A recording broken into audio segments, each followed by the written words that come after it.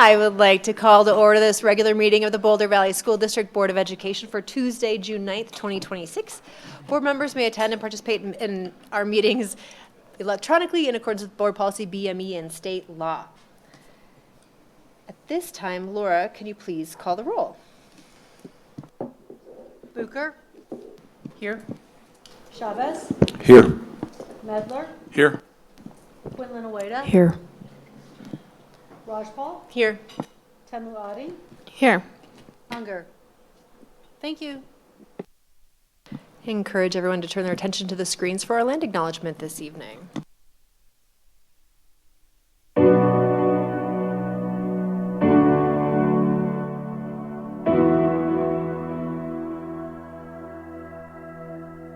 The Boulder Valley School District resides and operates on land that is the ancestral homeland and unjustly and illegally taken territory of the Ute, Puebloan, Arapaho, Cheyenne, Apache, Navajo, and 48 other tribal nations historically tied to this land, who have called this land home since time immemorial.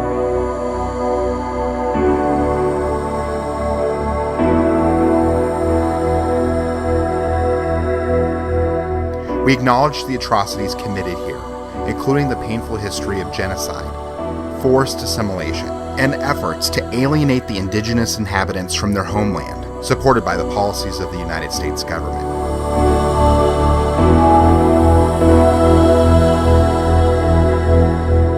BVSD is aware of the many indigenous peoples, past and present, and their dignified nations and cultures, who care for this land with strength and resilience.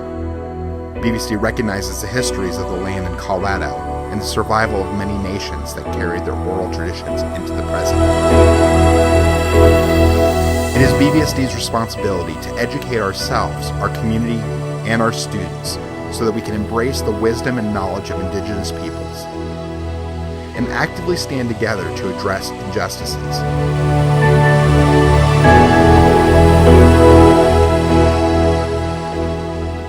In offering this land acknowledgement, we affirm and honor the history, wisdom, oral traditions, and resilience of indigenous people, and recognize the responsibility to care for and appreciate this land together.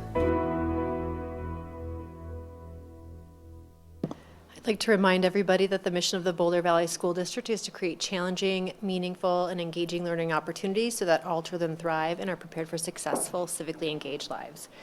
Good evening. Thank you for joining us here. We're glad to have you observe and participate in our meetings. At this time, is there a motion to approve tonight's agenda? Moved by Anna, seconded by Jorge. Laura, can you please call the roll? Bucher. Yes. Chavez. Yes. Medler. Yes. Quinlan Oweda. Yes. Rajpal. Yes. Temuati. Yes. Motion passes. First item on our agenda tonight, this evening, is public participation. The board respects the rights of the public to speak on matters concerning the operation of our schools. The board does not endorse the comments of individual participants and remind all those who speak that you're responsible for ensuring your remarks are suitable for an audience that includes kindergarten through 12th graders. Furthermore, this is an opportunity for the board to hear from our constituents. It's not a time for the board to engage with or react to speaker remarks. Speakers will each have 2 minutes to speak.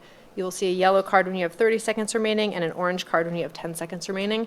If you run out of time or would like to share additional information, you may always email the board. Board members, tonight we just have one person for public participation, and that is David Stewart.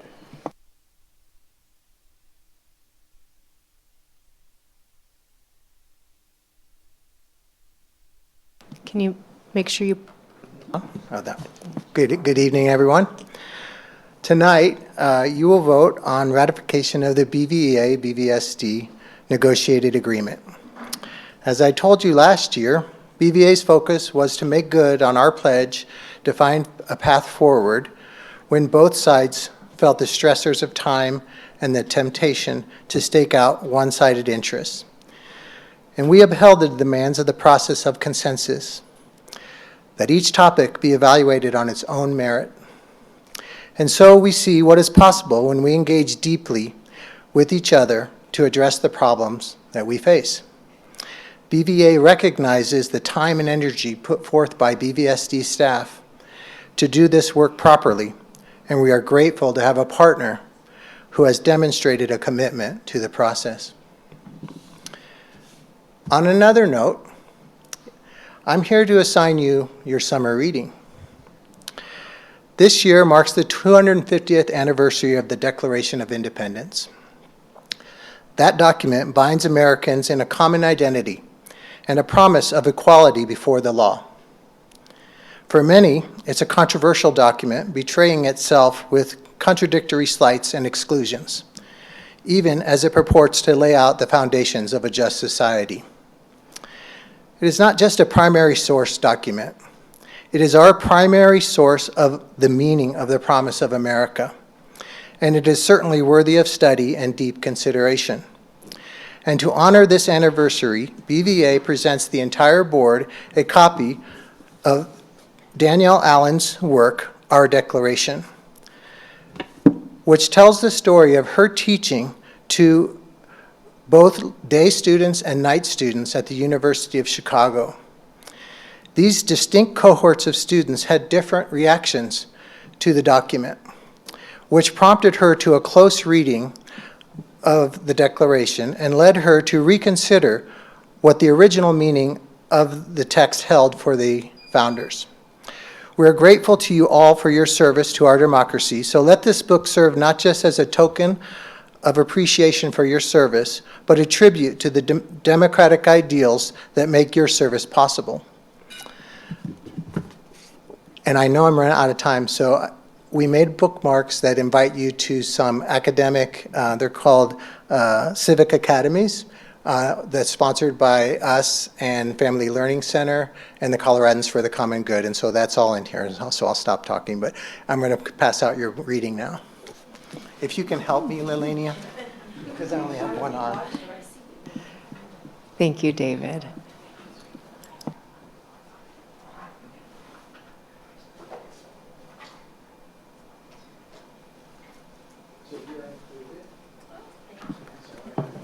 Well, that concludes public comment for this evening. David, on behalf of the board, thank you for our summer reading, and thank you for working with the team during negotiations. We will now begin the work session portion of tonight's agenda. We have one work session topic to study, which is declining enrollment community engagement updates. I will turn it over to Dr. Anderson for the introduction. Thank you, Board President Rajpal, board members. Good evening. Thanks, everybody, for joining us. It is June 9th, and as many of us have been anticipating for and waiting, we are here to talk about declining enrollment, our community engagement update, share some of the data that we collected over the course of the past semester, and then think about what those next steps will be here in our process. With us this evening, Rob Price, Assistant Superintendent of Operations, Dr. Alzine, Executive Director, Accountability and Evaluation, and our Chief Communications Officer, Randy Barber. And with that, I'll turn it over to Rob Price. Dr. Anderson, thank you. Good evening, President Rajpal, members of the board. We're here tonight to provide the board with an update on our community engagement process as it relates to declining enrollment. This community engagement process was launched in January at the board's request to connect with our community about declining enrollment. How do we create resilient schools in a time of sustained declining enrollment? The process is the latest in our ongoing work on this topic, which began almost 4 years ago. We're here to share the data we collected tonight, the insights that we've come from the various ways we've engaged our community, and just as a reminder, our aim throughout this engagement was to ensure stakeholders were informed, they were heard, and they were meaningfully involved as we begin shaping potential paths forward, and that's the work we'll be doing this summer. So we're going to just start out. You've seen the first handful of slides a number of times, but we're going to continue to build that background, that understanding for those that might be tuning in for the first time on this. So just want to take a few moments. Declining enrollment, not a BVSD issue. This is a statewide issue. This is an issue that's happening across our nation. Almost every school district, if not all school districts surrounding BVSD, are dealing with the same thing. It really comes down to a few demographic trends that we're seeing. We're seeing fewer births that relates to fewer kindergartners. Our population over the age of 60 in Boulder Valley School District is growing while our elementary age population continues to decline. Housing costs continue to drive families to more affordable areas throughout the state. As we look at this graph, this shows our enrollment trends from 2015 to 2025 and really illustrates the reality of our sustained decline. Over the last 10 years, really since 2017, our enrollment has declined by 3,600 students, while our portfolio of schools has remained unchanged during that specific time. When we look ahead over the next 5 years, we're projecting a decline of about 1,700 students. As a reminder, our community engagement over the last several months is focused on the elementary level and our K-8 schools, and that's where we see the most facility and staffing impacts, and that's where we're seeing the most significant impact to the student experience. We currently have over 4,800 open seats, and that's projected to grow to 5,100 open seats in the next 5 years. So real consequences associated with those numbers because we're continuing to invest in underutilized space throughout the district. Our community engagement over the last several months has been focused on 3 areas, and those areas are Broomfield, Louisville, and Superior, and Boulder. And that is where at least 50% or more of our schools are at or below 2 classes per grade level. And that was a metric established by our long-range advisory committee when we're really starting to see that impact to the student and staff experience in our schools. The core impact, as we all know it and why we're having this discussion, is really on the student experience. And as enrollment declines, as our schools get smaller, it becomes a lot more difficult for us to provide the thriving experience that we hope to provide. And you've seen this slide a number of times, but it really illustrates the challenges as schools go from 3 classes per grade level to 1 class per grade level. This past year, we started seeing more and more multi-grade classrooms. That is what we are seeing by doing nothing. We could expect a lot more schools being over on the right side struggling to meet our student needs because we have less resources in our schools based on the declining enrollment. This slide illustrates that we've been studying this work for 4 years, since 2022 when the board put together the Long-Range Advisory Committee. We have been studying enrollment trends, developing metrics, engaging our community for the past 4 years, updating board policies. We've been in this phase of making it work, and then we looked at how can we increase enrollment in this district, and we've really been focused on that with the showcases, changing attendance boundaries, the commuter preference, et cetera. And while that has worked, it hasn't addressed the underlying demographic trends that we've really been seeing here in BVSD. So as noted early in our work, the Long Range Advisory Committee developed metrics and recommendations for the board to consider. The committee also provided these guiding principles and other considerations just for you to keep in mind. I'm going to read through these, but equity and access should be the heart of every recommendation or decision in the enrollment context. Data should play a significant role in decision-making. Decisions should aim to maximize efficient use of resources for all students. Should be understood that change is hard and that communities will need to be supported through any transition. Municipalities should be included in conversations about closing or consolidating schools. The facility condition, the cost to modernize an existing school to meet ed specs should be taken into consideration. And then district-wide responses and optimization of resource should also be explored when appropriate. And then LRAC also wanted the board and staff to keep in mind important considerations related to transportation, maintenance, capital improvement needs, and factors related to our sustainability goals as we move forward. As a reminder, as we move into the summer months developing school adjustment options, the 4 goals on the left-hand side will continue to frame the work as we move forward. And then the 5 school adjustment options that are listed will be the options that we are considering as we are working towards the August date when we bring this back to the board. And just to make it clear, and I believe the board made this clear, allowing schools to stay small is no longer an option, and that's what we'll keep in mind as we're moving forward. And with that, I will turn it over to Randy Barmer. Thank you. Good evening, board members. I'm very excited to come back and give you an update in regards to our engagement efforts. As you know, we've been very, very busy over the last 6 months connecting with our community. And as we've discussed before, we are dedicated to ensuring stakeholders are informed, heard, and meaningfully involved as we begin shaping the path forward.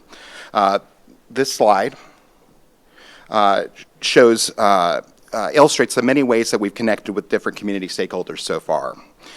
This phase has been about listening first and creating space for thoughtful, structured input that will help guide the development of options for the board to consider. Knowing that our educators are the closest to the situation and the student experience, we began first by visiting their schools across the district. Superintendent Anderson, Deputy Superintendent De La Cruz, and board members met with elementary school principals, educators to understand to understand and see the declining enrollment, the ways that it's impacting the experiences of our students and staff, and hear the concerns that they have and the hopes that they have for the future. We've also engaged the district advisory committees, and we've made several presentations to our municipalities in alignment with the goals that Mr. Bryce had mentioned earlier. In April, we held 6 community engagement sessions throughout our district. They were regionalized in the areas that are to be impacted. They were all well-intended, and folks were highly engaged, very passionate in their conversations. I believe that a quote from the Daily Camera really captured the spirit of the effort. Parents said, quote, "We know that that these will be tough pills to swallow. It's important that we're here. They're asking for the community to think like a community." And I really truly believe that that's what happened in these events. They came together, they considered their priorities, the things that they wanted us to remember and to think about through this process, and then as groups, they really considered the trade-offs and the difficulties in making these decisions that we were facing as a community.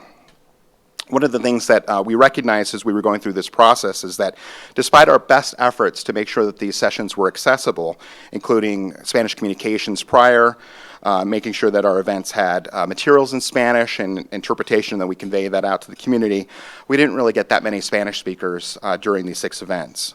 So valuing their voices, we connected with the principals and our community leaders in this area, and we held a couple additional sessions, one with our CAPEL group, and then also one at Columbine Elementary in May, right before the end of school. We wanted to really make sure that we valued their voices and understood what their needs were, and through that process, they really were very strongly thoughtful in regards to the fact that they wanted it to be all in Spanish. They wanted to make sure that it felt like it was at home. So in a school, in elementary school, they're comfortable with, that kind of thing. We felt that session was very well attended as well. Communications, as we've discussed before, has been an important part of this engagement process as well.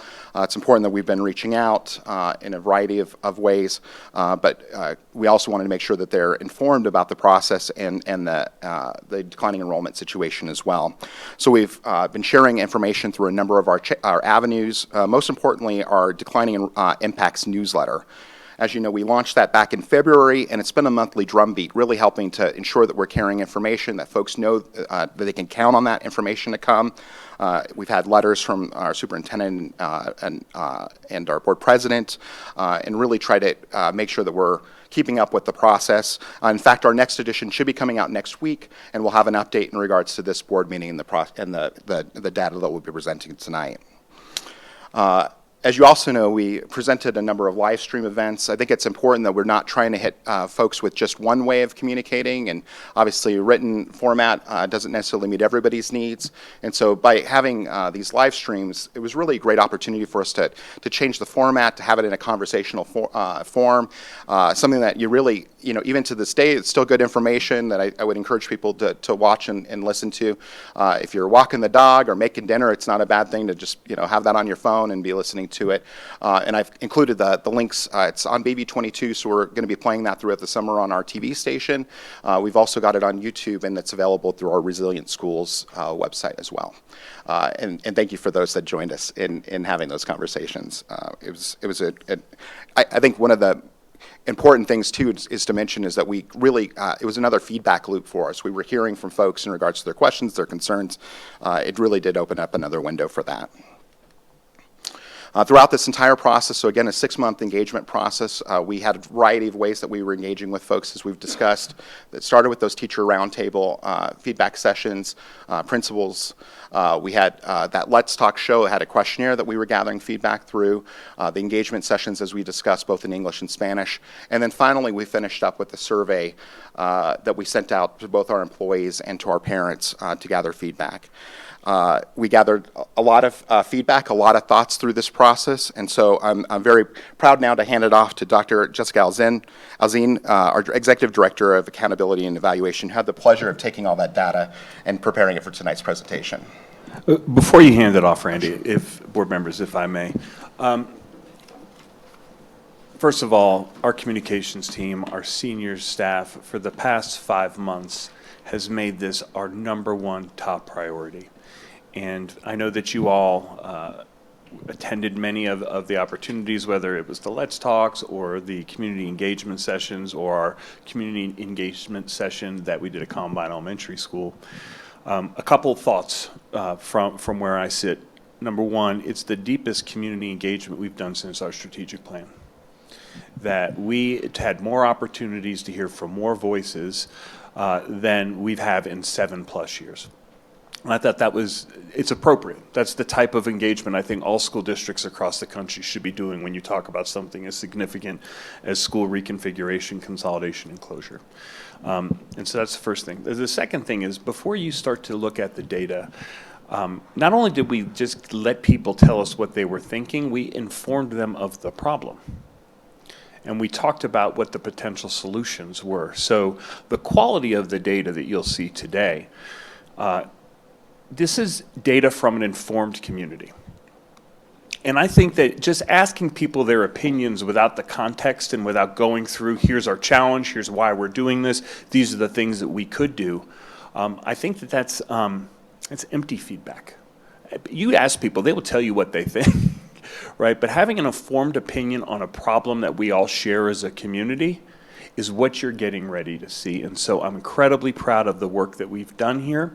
I'm really thankful to our senior team and for our principals and everyone who pitched in to make sure that our community was informed and we heard them. And the data that you'll see, I think Dr. Alzine will do a really good job of telling a data story that really triangulates the different sources of information that we were able to pull together to give you a really clear picture in terms of kind of what we heard as we went out over these past 5 months. So with that, I'll turn it over to Dr. Alzine. Actually, before that, board members, any questions or comments on this first section before we get into the data? I know we've seen these slides a lot, but we're good. I want to echo, our community really is informed, and our team did a great job of ensuring that's the case. I continue to hear talking point, like people speaking back the information that they heard when they're asking questions or wondering like what's the process, how does it continue to move along. So that is commendable. Not often do you hear your community really understanding the issue, whether or not they're going to like the outcome, different story, but they really understand the problem. So kudos to the team for really clearly defining that and taking all the time. I think it will pay off in dividends.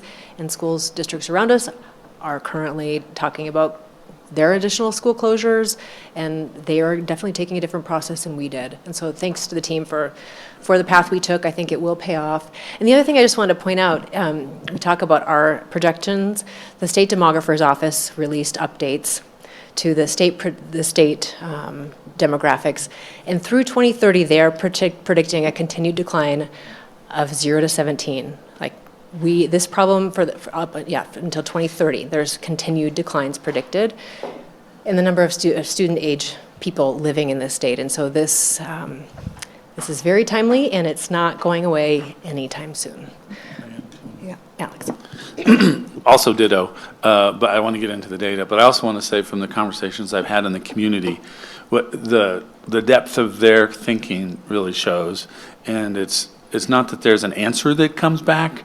There is a consideration of the issues that you hear the community wrestling with. It's just, well, we always have a super impressive community and very engaged folks, but the fact that we have this shared problem and a shared deeper understanding of it is really testament to all your work and your leadership. And I think that puts us in a much better position to have substantive conversations focused on kids rather than other stuff.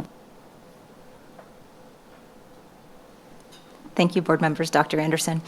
As Dr. Anderson said, it's my pleasure to be here to tell you a coherent data story across all of these different sources of data that we have engaged in or gathered over the last few months. Before I jump into that story, I want to make sure we're all on the same page of where is this data coming from. So as we just heard, we had our teacher roundtables, we had our community engagement sessions, and then we had the Resilient Schools Community Survey. So from all three of these buckets or sources of data, we have both qualitative and quantitative data coming from hundreds, if not thousands, of respondents. Just to give a little bit more detail in the numbers across each one of these sources and the response rates that you can see here. At the roundtable sessions, teachers had the opportunity to provide their feedback about their hopes and their fears, what's working, what challenges they're experiencing in a qualitative way, and then also ranking the shifts that they hear are options from the district actions. At the community engagement sessions, we have two sources of data. There are the packets that participants completed during the sessions, as well as a follow-up survey that happened afterward and was offered via QR code. And then finally, we had the Resilient Schools Survey that was offered again to the full census of our staff and our current parent and guardian population. In addition to that, we had an outside contractor offer the exact same survey to a random sample of community members not currently connected to the district. So you can see here the different response rates, the numbers, the counts. We have over 6,000 collections of data. When we look at that at the actual item level, this ended up being about 76,000 bytes of data. So quite a lot, a mountain of things to go through, if you can imagine. So we won't go into the details of the methodology of how we moved through all this, but just as a high level, we did use AI to help us move through that qualitative data at a fast turnaround pace for you all. But for every one of those qualitative data sources, we also had a team of humans do an audit on at least a subsample of that data just to check for accuracy and look for nuance, make sure we felt good about the summaries that I'm about to share with you all. So to start off with our data story, I'm going to outline it from our quantitative data, and we're going to start with the Resilient Schools Community Survey. So just as a reminder, that survey had 3 sections, essentially. It started off, or the majority of the survey was with this exercise that's referred to as MaxDiff. Each respondent would see a random sample of 4 priorities to think about within declining enrollment, and they were asked to choose what was most and least important to them out of that list of 4. And that activity was repeated 9 times for each respondent. And we heard from the community that sometimes this felt frustrating and that this felt really difficult. And we wanted to just name and recognize that we knew that going in.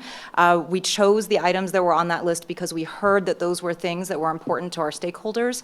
And we wanted to have an activity that would help us understand what was the most important to the community. Out of these 12 things that our community told us were important, did anything rise to the top as the most important, what we should be using as our North Star to kind of guide the decisions and the conversations moving forward? And we did get that from this part of the survey. So what we see here are 6 of the 12 priorities that were identified as most or least important by our respondents. And these are the 6 that had the highest probability of being chosen as most important, with small class sizes being far and above, having the highest probability above everything else. So small class sizes, equitable funding, neighborhood proximity, advanced academics, full-time art, music, and PE at every school, and full-time math and literacy specialists at every school. These were the 6 that had the highest probability of being chosen as most important. After that activity, respondents were then given the full list of all 12 priorities, and they had the opportunity to pick up to 3 that they named as most important for themselves.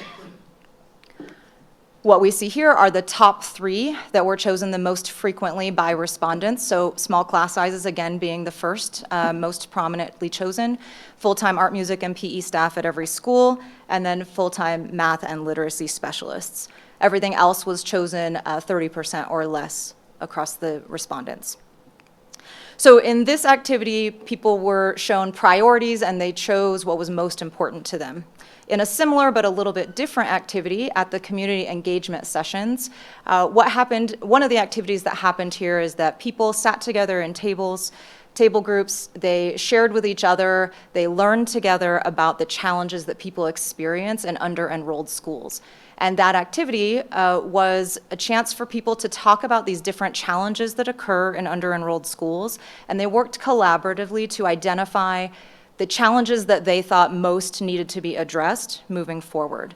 So kind of the same idea, but from the other side of the challenges that we're facing here. So here, what we see here are the 5 cards that were chosen most frequently. These 5 were chosen by more than half of the tables across the community engagement sessions. Everything else was chosen less than half of the time. So here we see limited small group support, multi-grade classrooms, limited access to specials, part-time counselors, and part-time instructional support. Now, you remember I mentioned we have these 3 buckets of data. These 2 are our quantitative data, and we're going to kind of squint a little bit and pretend that this qualitative data is quantitative data so I can tell a coherent story here. At our roundtables, there were 30 of them. At almost every roundtable, 90% of them, this idea of small class sizes came up in the conversation. And also at over half of the roundtables, the challenges of part-time staff came up in the conversation. So from our outline of our data story here, we can already start to see some patterns. First and foremost is that issues related to small class size are a top priority to our stakeholders and across these different stakeholder groups and across these different ways that we solicited feedback from our community. And we see that through class size numbers as well as the ideas of small group support and multi-grade classrooms. A second theme that came up pretty prominently here is this idea of comprehensive and full-time staff. Survey respondents identified wanting full-time specials, full-time specialists, and advanced academics at every campus being of high priority. We see limited access to specials and part-time staff as a challenge that the community engagement session data says this is important, we need this to be addressed. And then finally, staff, mentioning part-time staff challenges being a problem across the roundtable discussions. One more, and then lastly, equitable funding and neighborhood proximity also came up here across this quantitative data. One more piece of quantitative data, at the community engagement sessions and at the roundtables, people were asked to rank or provide feedback on the different shifts that the district might make in response to declining enrollment. In both the community engagement sessions and the roundtables, consolidating schools was the most favorable choice. At the community engagement sessions, this was 64% of respondents either agreed or strongly agreed with the statement that consolidating schools is a move in the right direction to solve the challenges of under-enrolled schools. And then at the teacher roundtables, over half of the teachers who provided a ranking identified consolidating schools as their #1 choice for what decisions might be made going forward, followed next by closing schools, and lastly by grade reconfiguration. Dr. Alzine, can you go back to slide 22? I would just like to make a point for the board and for the public. Dr. Alzine talked about this importance of the max diff and the frustration that I think some folks felt. That activity replicates what we're going to be trying to do, right? Where it is a trade-off amongst things that you may think are all important, but you have to decide to what extent is something the most and least important of things you might consider all having a level of importance, right? And so, and then we gave them an opportunity to say, okay, if you can make a top 3 list, make a top 3 list. So then they were given that opportunity. And then the other piece of data on the right is where you had to think through this with a group of your neighbors and peers and friends or strangers who have kids in the district that may be like your kids or not like your kids, or they might live in your community or not in your community. And then ultimately these conversations with teachers were so deep. So I just, the variety of ways in which we asked similar questions, I think that it was just a really great design. And so I just wanted to highlight that before we move on, that we asked people in, similar questions in a variety of ways. It wasn't just one survey with endless amounts of opportunities to click what you wanted, right? When we sent out the surveys, they were, everybody got one survey, and we had a way to track that through to knowing and understanding that folks didn't get more than one opportunity. So there was some real quality control and design intentionality in how we how we went about collecting this data. So I just wanted to thank you, Dr. Alzine, and make that point. One last point that I want to make here before moving forward, because we'll come back, is that at the community engagement sessions, we have consolidating schools as number one with the 64% of strongly agree. The second choice after that one was the reconfiguration of K-8 schools with a 43% of respondents saying agree or strongly agree. And we'll come back to that when we get to the qualitative data, because there's some nuance with that. Okay, so now we're going to shift to, our quantitative data kind of tells us what our community named as most important, and we're going to use our qualitative data to tell us more about why. And we're fleshing out our story a little bit here. So we're going to talk through these same themes that we just saw: class size and instructional complexity, comprehensive full-time staff, talking about that both in the context of special education as well as whole child support and staffing stability, and then equitable funding and walkability in neighborhood schools. And you'll see number 5 here, varied school models. We didn't talk about that in the quantitative data because it didn't come up in the quantitative data, but it came up as a strong enough theme through the qualitative that we felt it was important to name it and in our story outline as well. As we kind of pivot to the qualitative data, I'll do my best to give you some sort of quantification of how prevalent a theme was or how much something came up through that data, as well as wanting to make sure that you're hearing some quotes from across the data sources, knowing that all of these themes were presented from across the spectrum of stakeholders. So none of these themes are here because only families brought it up or because only staff brought it up. All of these themes are up here because across the data, we saw this being important to people in our community. Dr. Alzine, can you remind us, this qualitative data is coming primarily from the roundtables and the community engagement sessions, correct? Because the survey didn't ask questions that would require open-ended feedback, right? That was more of a forced ranking. The third part of the survey that I forgot to mention earlier was that there was one open-ended survey item, and so a lot of the data is going to come from that too. So all the qualitative data is from those three big buckets of information. Great, thank you. Uh-huh. Okay, so first, this idea of class size. As we've already seen, this is a top priority across the stakeholder groups. This was the single most prevalent theme in the open-ended responses on the survey. It appeared in hundreds of responses across staff and families. It was present in nearly every roundtable conversation. An example from the staff survey is, quote, "Large class sizes are by far our biggest concern." However, something that came up that's really important to think alongside of this is it's not just numbers. There's a call to redefine the idea of capacity, that class size isn't just the number of desks in the room, but it's also thinking about the complexity of the people in that room. So staff across the roundtables argued that post-pandemic behaviors, neurodiversity, social emotional support, and language needs make a class of 25 feel like a class of 40. So a quote from a Creekside teacher at the roundtable: "Class size and classroom capacity are not the same thing. 30 independent kids is very different than 30 kids with multiple IEPs, behavior plans, and needs for support." Next. Dr. Alzine, can I ask a question about class size? Having attended the roundtables and the community engagement sessions, class size was never small class size, I don't recall ever being defined.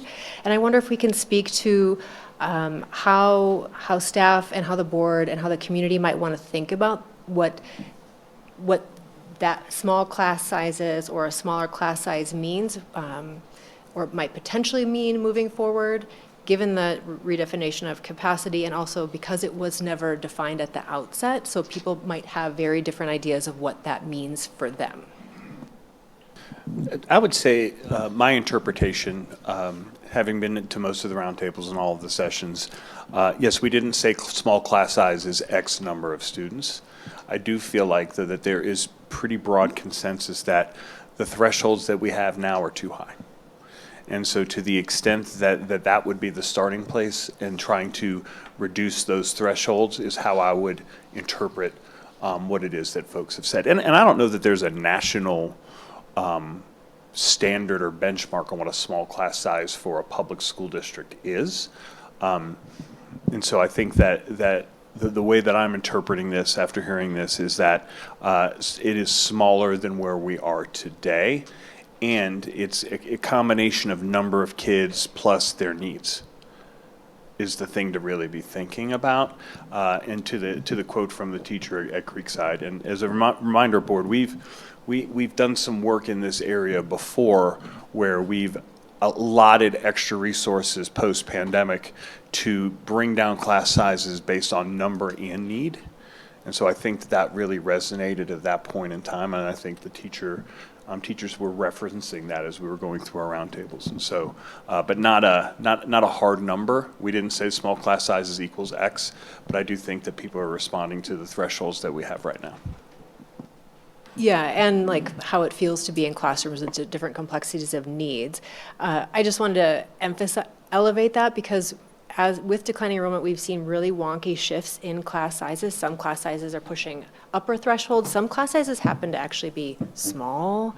So class, like, hopefully we will eventually get to somewhere that feels smaller than our thresholds that we have defined, but it might shake out differently depending on the school and the grade and the present experience after we work through closures and consolidations. So thank you for elevating that. And I know a long time ago when the District Accountability Committee used to bring this up as a top priority, we were able to easily, like Bill had this magic number, he'd say, well, to decrease a class by one person, it was X amount of dollars back in the day. And I know that those numbers change depending on all kinds of things, but it inevitably, as we continue to work through this, that will come into play at some point as well. Alex, and then did I see, Alex. Yeah, I wanted to follow up on that too, because in particular, I heard this in the classroom or in the school roundtables, was an understanding of the volatility in the class size being hard for the schools that go up and down, and then to our concern about equitable funding, the idea that the small school that only has one classroom of 29 kids gets two more and suddenly they have two 16s, feels like we've just invested another full salary into the school that didn't have it, whereas a school that was always at 29 and had 3 rounds of 29 got 4 more kids and didn't get another dime. So the 2 kids in an under-enrolled school are hugely impactful financially and get more investment. 2 kids in a very impacted school with lots of poverty but high and 3 classrooms don't lead to any more resources. And so that was an equity implication that both sides, the people that didn't get the 16s were frustrated, and the people that were dealing with the volatility of last-minute hires were like, hey, these people are in for a year, we can't guarantee them a job the next year when it goes back down, and it's all bad, and they haven't had a chance to be incorporated into the culture. So I think class size is one of those things like, yeah, unaffordable to actually in bulk bring it down, and the changes will lead to more consistency and more rationality and more equity, but not a rapid big reduction in our class sizes without us finding another $500 million or something. Deanne? I would back up Alex's observation on that. A lot of the tables that I listened to, they were very concerned about. There was one class of 3rd graders that had 13 kids and another one that had 28. And so it was about relative smallness. Like, shouldn't we have the equal number to each other? So I don't think that it was really saying they wanted extra small classes. Of course they probably do, but it was about the equity issue for sure. And just to wrap this up so Dr. Alzine can continue, the more school sites that you have, the more volatile class sizes are going to be, right? The more rounds you have in a school, the easier it is to balance those numbers out in ways where you don't have 2 13s or 2 15s or 1 30.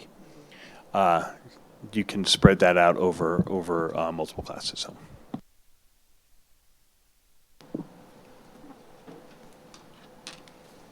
Okay, next we have the idea of comprehensive full-time staff, and first talking about this in the context of special education.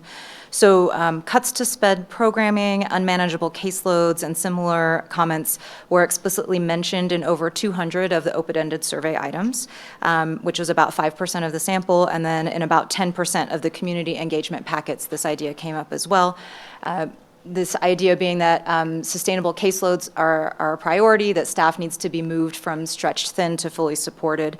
So a quote from the survey staff: "So many more students are coming to BVSD with IEPs. Our SPED programs are sometimes stretched thin and have high caseloads. We need additional resources so that all case managers have the staff and resources to meet the needs of the students and their schools. And then similarly from a parent or guardian survey, teachers are overburdened with demands to manage neurodiverse students, and every student suffers due to lack of sufficient support. In addition, we had a lot of comments about comprehensive full-time staff when thinking about whole child support and staffing stability. So this was, again, hundreds of mentions in the open-ended comments regarding full-time counselors, specials teachers, gifted and talented support and special education staff. This was the most frequent request at the teacher roundtables, was the elimination of shared or fractional or 0.5 FTE roles in favor of full-time dedicated professionals in every building, including counselors, specials teachers, interventionists, and librarians. So it's this idea that teachers need a consistent daily support team to meet increasing student needs, and that relying on shared or part-time roles compromises the continuity of the student experience. A quote from a staff survey: "So many students need intensive literacy and math interventions that teachers simply cannot provide on their own effectively with fidelity." And then a comment from the Flatirons Roundtable: "Part-time support, counseling, resource, gifted and talented specials, etc., does not work. Working as a classroom teacher without a team is not sustainable." Next is this idea of equitable funding. So we didn't see equitable funding come up in the top 3 must-haves when we looked at the full survey population, but that did rise to the top of top 3 list for both staff as well as the community. This was also came up in dozens of open-ended responses, was this idea of equity-based funding, so a call for differentiated funding to ensure that resources follow student needs. So a quote from the Ryan Roundtable: "When funding is diverted to maintain small schools rather than being allocated based on student need, it limits our ability to provide the level of support our students require to be successful." From a staff survey: "I strongly believe we need differentiated funding, additional interventionists, paras, SPED, behavior support, mental health advocates, and smaller class sizes to support the school populations with highest needs." Finances came up in a couple of other ways, so there were dozens of people who made comments about there being cuts from the top, calling for central admin reductions before any cuts happened at the school level. A quote from this family survey: "I believe that BVSD is top-heavy and needs to make cuts centrally." And then finally, there were also dozens of comments talking about asset preservation, just really noting that buildings are long-term assets, and stakeholders warned against selling property. This was concern about what would happen to buildings that BVSD lost control over, concern about as demographics shift moving forward in time, and the difficulty of regaining real estate in this area. Next, walkability and neighborhood schools. This was named in over 100, almost 200 of the community engagement packets. It was also hundreds of open-ended survey responses where people were just naming the cultural loss in the shift from biking and walking to school to drive to school instead. This is seen as a loss to community identity. And there's also a lot of comment about the civic commitment, that walkable access is defended as a core value for pedestrian safety and environmental health. So this is a quote from the post-community engagement survey: "Many of our elementary and K-8 schools are central to the fabric of our communities. Children and parents walk or bike to school, families bond with neighbors, and teachers and staff are an important part of the neighborhood. This is a rare and valuable dynamic." And then lastly, this theme of varied school models that, again, we didn't see in the quantitative data, but it came up in the qualitative data. About 80 of the community engagement packets named it. Hundreds of open-ended survey responses again, naming different models, different programs: STEM and STEAM, arts integration, Montessori, IB, dyslexia, special ed programming, twice exceptional, advanced and gifted programming, and dual language schools were all named as important and needed and valued. So this idea of educational diversity are essential to meeting unique learning styles and student interests, and that these offerings provide a competitive advantage, that our focus programs serve as a pull factor for family recruitment and retention. So a quote from a staff survey: "Because children learn differently, it's important to keep a plethora of models, making it easier to select a school that can best accommodate your child's learning style and needs. And then a quote from a family survey. Traditional neighborhood schools are wonderful, but families also need the option of additional focus schools to represent values and curriculum they find important. I believe we need both schools. It's not an either-or choice. So that kind of fills out these key themes in general, and we want to kind of end with some nuances for different pockets of people or different groups of stakeholders. So first, we want to talk about some nuance by region. In the Broomfield region, we had dozens of respondents talking about or advocating for redrawing attendance boundary lines. So a quote from a community engagement packet. Is there an option to redraw some of the lines of which areas feed which schools in order to even out enrollment before closures or consolidations have to take place? For example, there are neighborhoods that are closer to Cole but feed into Aspen Creek. And then another nuance earlier, you'll recall I said that the reconfiguration of K-8 schools was the #2 favorable shift at the community engagement packets. But we see in the qualitative data a pretty even split in the Louisville Superior area of some people being in favor of preserving that model and others being in favor of the reconfiguration. So a quote from each side, a staff survey saying, "I love the K-8 model. It gives middle students the chance to rise as leaders and role models while still affording them the link to childhood." And then a quote from a community engagement packet. "It's good to separate these ages because they are developmentally so different. Young students not exposed to older students' behavior, violence, etc., and special teachers and support staff being able to be specialized for specific grades." We also saw some nuances by role. So families really emphasized some issues around logistics, particularly the K2, 3, 5 reconfiguration at elementary schools. Dozens of parents wrote in about concerns regarding multiple drop-offs, staggered start times, and an unsustainable mental load. And there were also hundreds of mentions regarding gifted and talented programming. This was a point of tension. Here's a quote from a family survey. "Our family places a high value on a rigorous and engaging mathematics curriculum.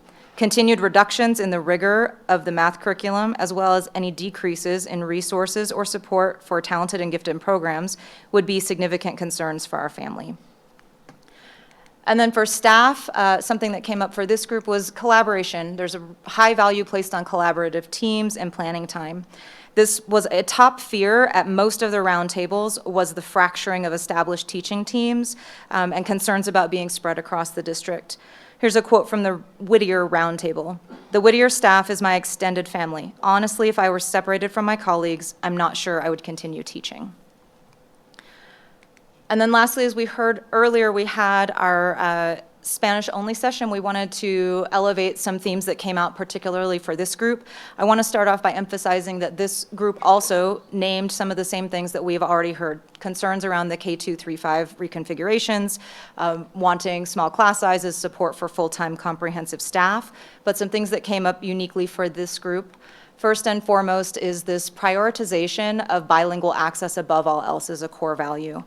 And related to this, transportation or increased travel being seen as a barrier to access and not just a logistical hurdle. So participants worry that relocating a focus program or closing a bilingual school farther away from Hispanic communities would cause families to need to look for new places to live, find new jobs to be able to continue to support this core value of bilingual access. And then finally, the concept of student disruption. So this theme came up of school closures are feared as disruptive events that could diminish student attitudes about school. So a quote from this session, "My fear is that my child will have to change schools and won't know anyone there, and then he'll find it difficult to adjust and will lose hope and desire to go to school." So some last additional thoughts to kind of end our data story here. I wanted to name that we had dozens of qualitative concerns for our educators, wanting to make sure that there is support for their working conditions, concern of burnout, and the support that happens for our educators going through this process. A quote from the Community Engagement Post survey. "I think that it's so incredibly important that we support our teachers during these changes. How they are supported directly affects our children. They need peers and admin to lean on." Next, there's a strong call for transparency. Our community is asking for a proposal that reflects the input from all of this engagement, as well as clear and specific data to garner community buy-in for what comes next. And then finally, just to end this data story, the story that I've told includes competing values, and so we need to be mindful of the fact that trade-offs will be necessary moving forward. Thank you. Thank you for that thorough summary of the data that you guys gathered.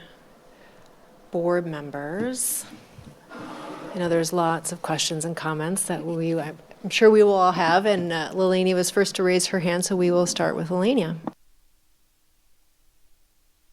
Thank you, staff. Great presentation. Gives us lots to chew on. You know, I note there at the end, something that's super important to our community is transparency, and I feel like we're really doing a great job of talking about the problem, letting everybody talk about what they think the best solutions are. And what comes up for me is, and two people have already mentioned it, but I think it's worth continuing to say that there are going to be trade-offs here. So while we can say we care about I bet that's me. Is that you, Randy, or me? It's me. Pardon me.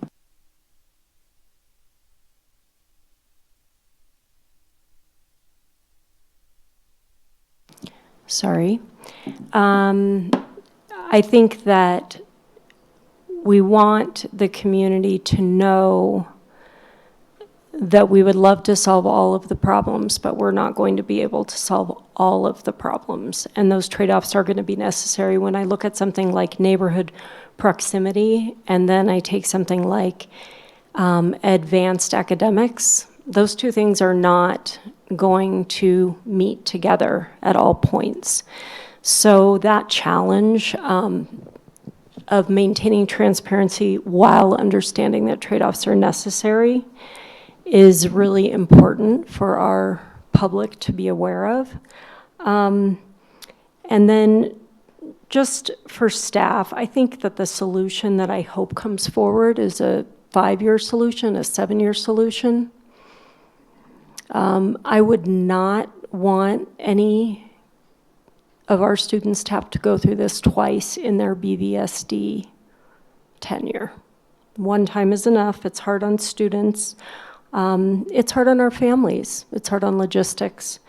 It's hard on neighborhoods, neighborhood cohesiveness. So I think if we can avoid revisiting this in 3 or 4 years, just starting again, I think that that's in the service of everybody here, including staff, and the incredible amount of time it's taking for you to find the best answers that we can have.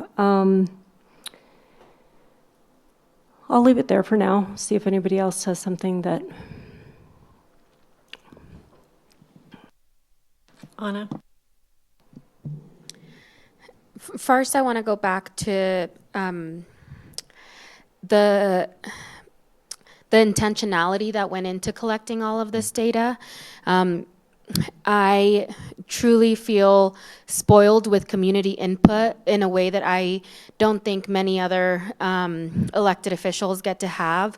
Going to meet and build relationships with teachers and principals and community members. It was just an amazing opportunity and experience to be able to dive right into community and really listen to their thoughts and their frustrations, their feelings about everything that's coming down the pipeline.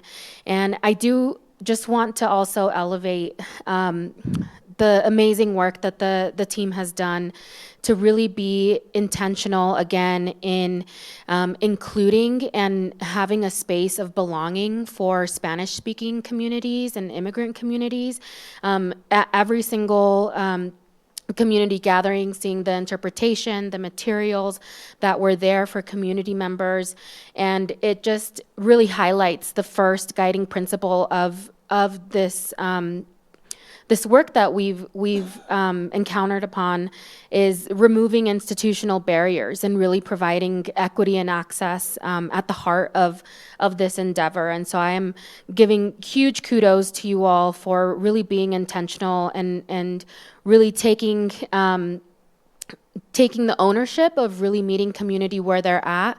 I know that at the very end we didn't have, we had a lot of input from Spanish-speaking parents that they didn't really feel heard, and to see the team quickly adapt and set a new, a meeting that wasn't planned, and then put full force into advertising and getting parents recruited, and then still having such an an engaged conversation with the parents there. I think it really just speaks volumes to how much this school district and this board really wants to listen to every person in our community to make sure that we're making the right decision. And I do want to echo what Lelania said, and it also came up in the nuances of Spanish-speaking communities where a lot of if a school closes or someone's environment is disrupted, especially for these communities, it feels very, it has a huge gravity around them. And I think that as we're going through, and even what Nicole had mentioned earlier, this problem isn't going away. And I think that if we're going to be making some really big, maybe uncomfortable decisions, that we make them for the long haul, that this isn't something that we're planning for just the next few years, that it is something that is going to be sustainable for a much longer term, because we know that the problem isn't going to get better anytime soon. And so really making sure that we are thinking as long-term as possible of what is going to be best for our students, for our community members, for our teachers. I think that that's going to be the best course of action. And yeah, so kudos to the team. This is really great data and really well focused and very well aligned with those guiding principles. And I know that there's going to be uncomfortable decisions, but I think that we have gone above and beyond to really make sure we have that community input so that we're not just making a decision out of nowhere, but that it's informed and guided by what our community wants. So thank you.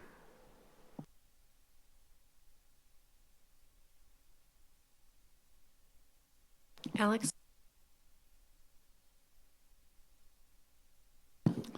Like everybody else, I feel privileged and honored to be part of your process.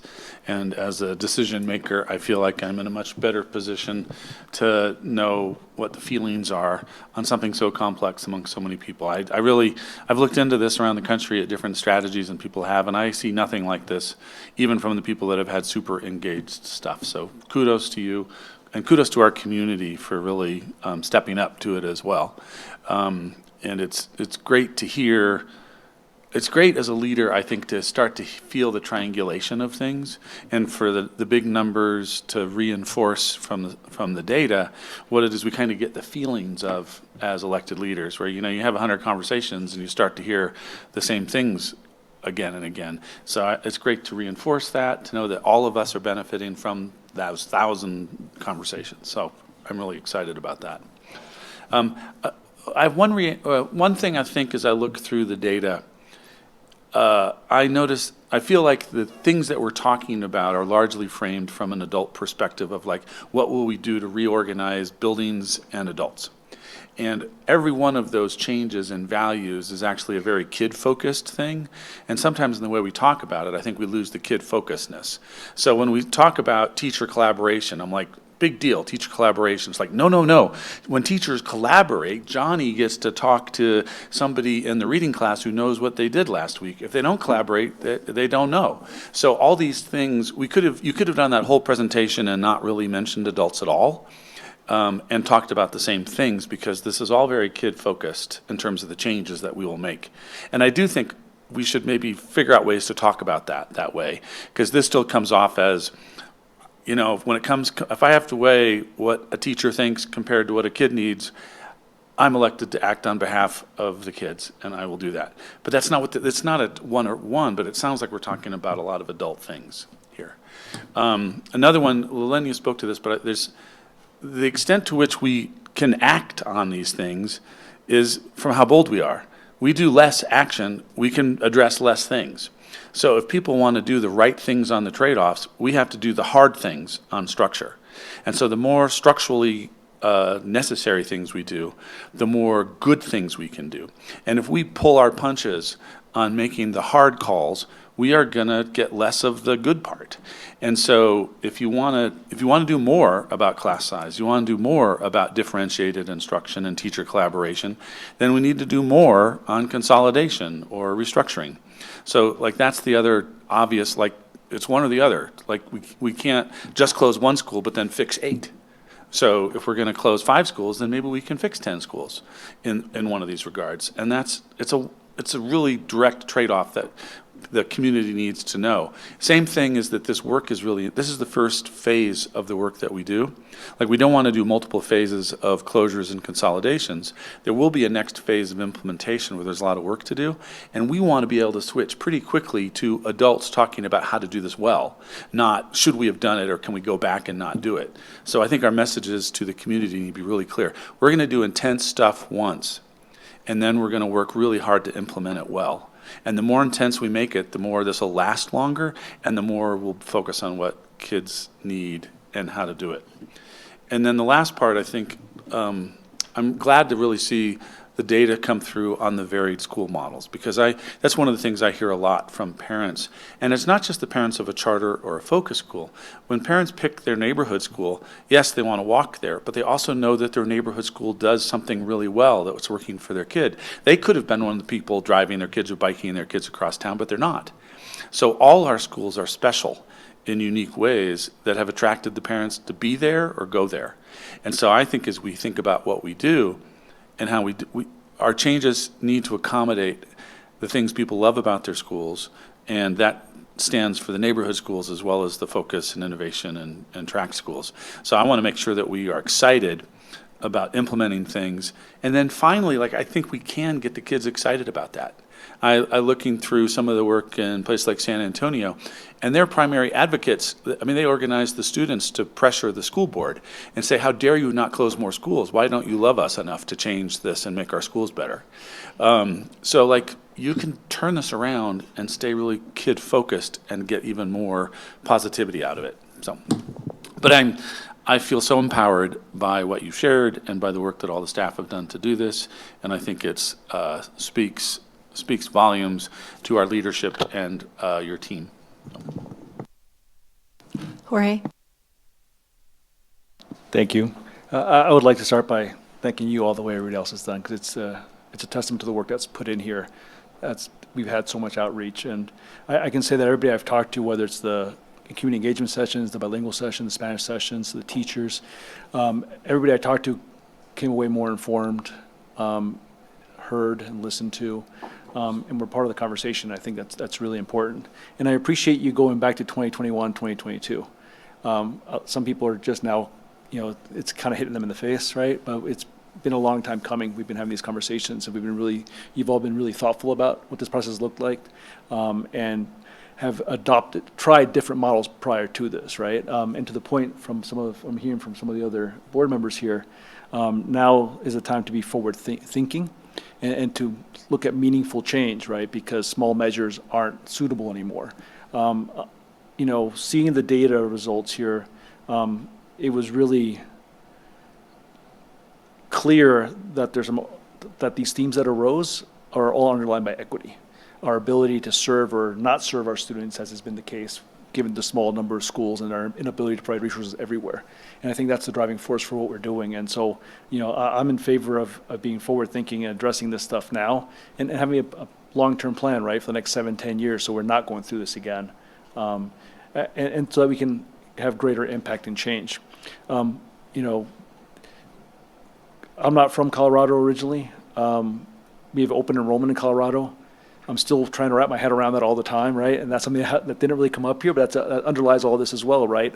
Currently, half of our schools, about 50% of them are all through open enrollment, right? So it's a neighborhood school, but it's also an open enrollment school, and that adds complexity here. So I appreciate thinking about the different models and thinking about, how we can improve access throughout the district as opposed to any individual school, and to really think about transportation and barriers to individuals to access the schools that they want to choose from, and try to expand that as much as possible as a part of this process. So I think this is an opportunity for us to better serve, not just within the schools, but across our district, right, in terms of who has access to the great programming that we have here.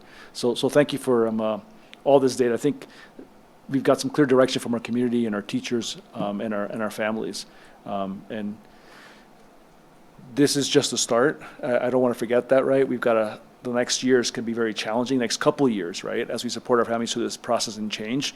And I think, we've kind of had the transparency. I know it's going to continue, so I really appreciate the work. And so not so much a question, but a thank you. Deanne? I personally have enjoyed every minute of this process as an observer, and getting to meet parents and see them engaging in the process. And I bet they feel the same way too, that they feel heard and seen.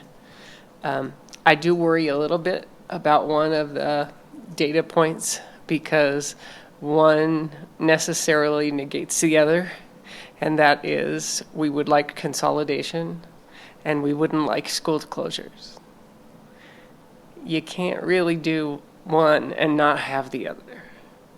And so it was kind of a false choice for people. It almost should have been, should we consolidate schools and close a few? Or should we close a lot of schools? I don't know. It should need to be different, because you can't really do the job without disappointing some people, as we've all talked about.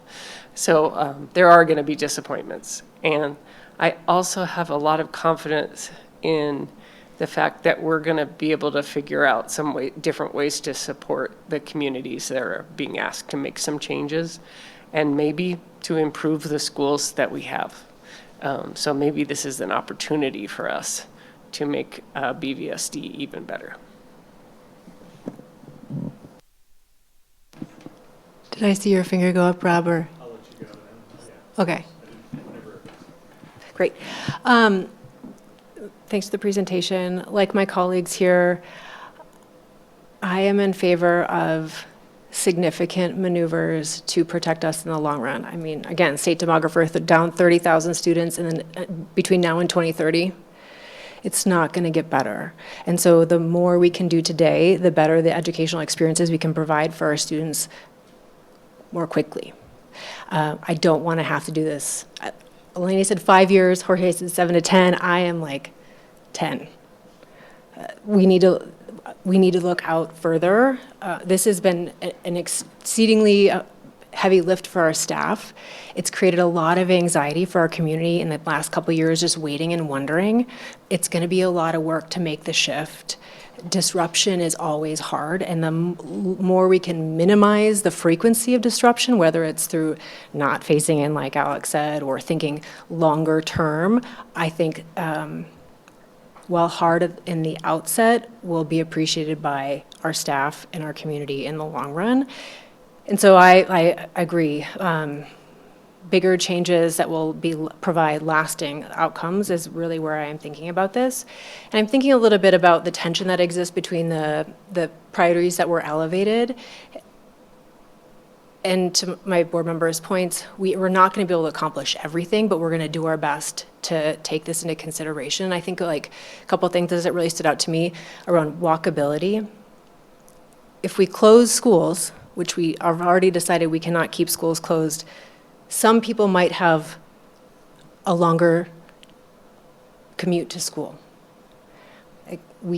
Walkability is, I understand it's important. So when I think of that, I'm like, well, let's make sure the schools that are in pockets where we know we have a lot of students, those are the ones we prioritize.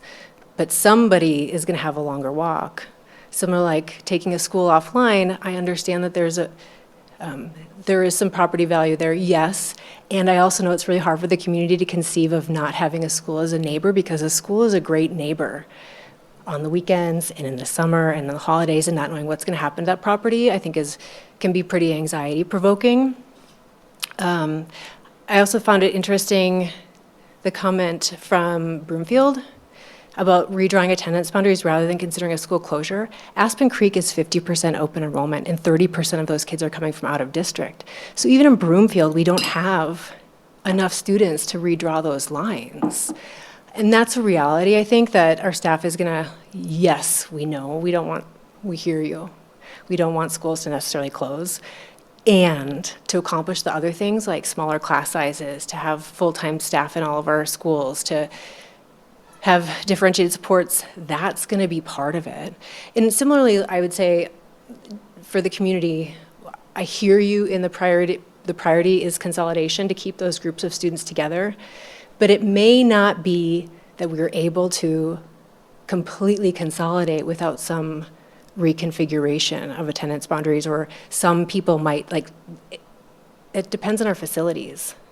And so to the extent practicable, again, I'd say to staff, consolidate when you can, and if we have to make boundary line adjustments because we can't obtain perfect consolidation because of the seats in a school, really relying on the hard work that the board did in policy JC and thinking through, like, what are the priorities there? It's having like contiguous boundaries, and it's having compactness of boundaries, and it's thinking about balancing students. And so, like, all of those things are going to come into play inevitably, and I really want to remind the community and staff that it probably isn't going to be incredibly clean, but relying on all the work we've done since 2021 to really think through transportation realities, facility realities, attendance boundaries.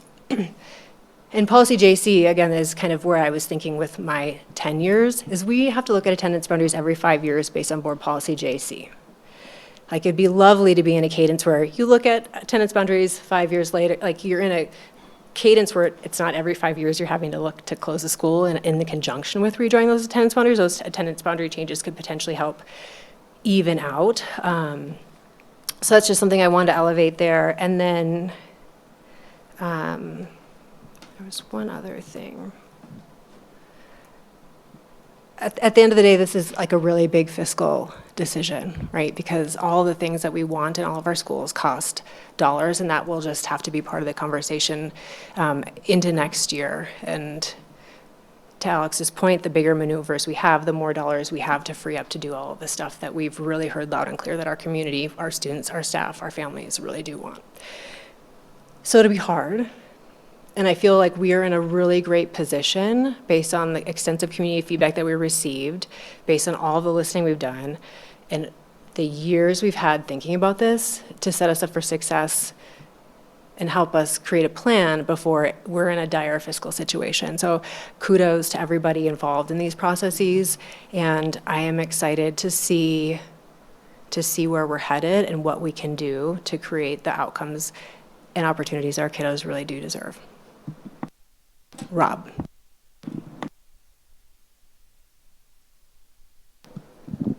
I don't know. We don't have a lot of parents here this evening, and without a doubt, come fall, we'll have a lot of parents here. And I'll remember maybe to say this again at that time, but anybody who's watching this later maybe will hear this, any parents. One of the things I encourage of our community is for the parents to hold this work and not have the kids hold it. I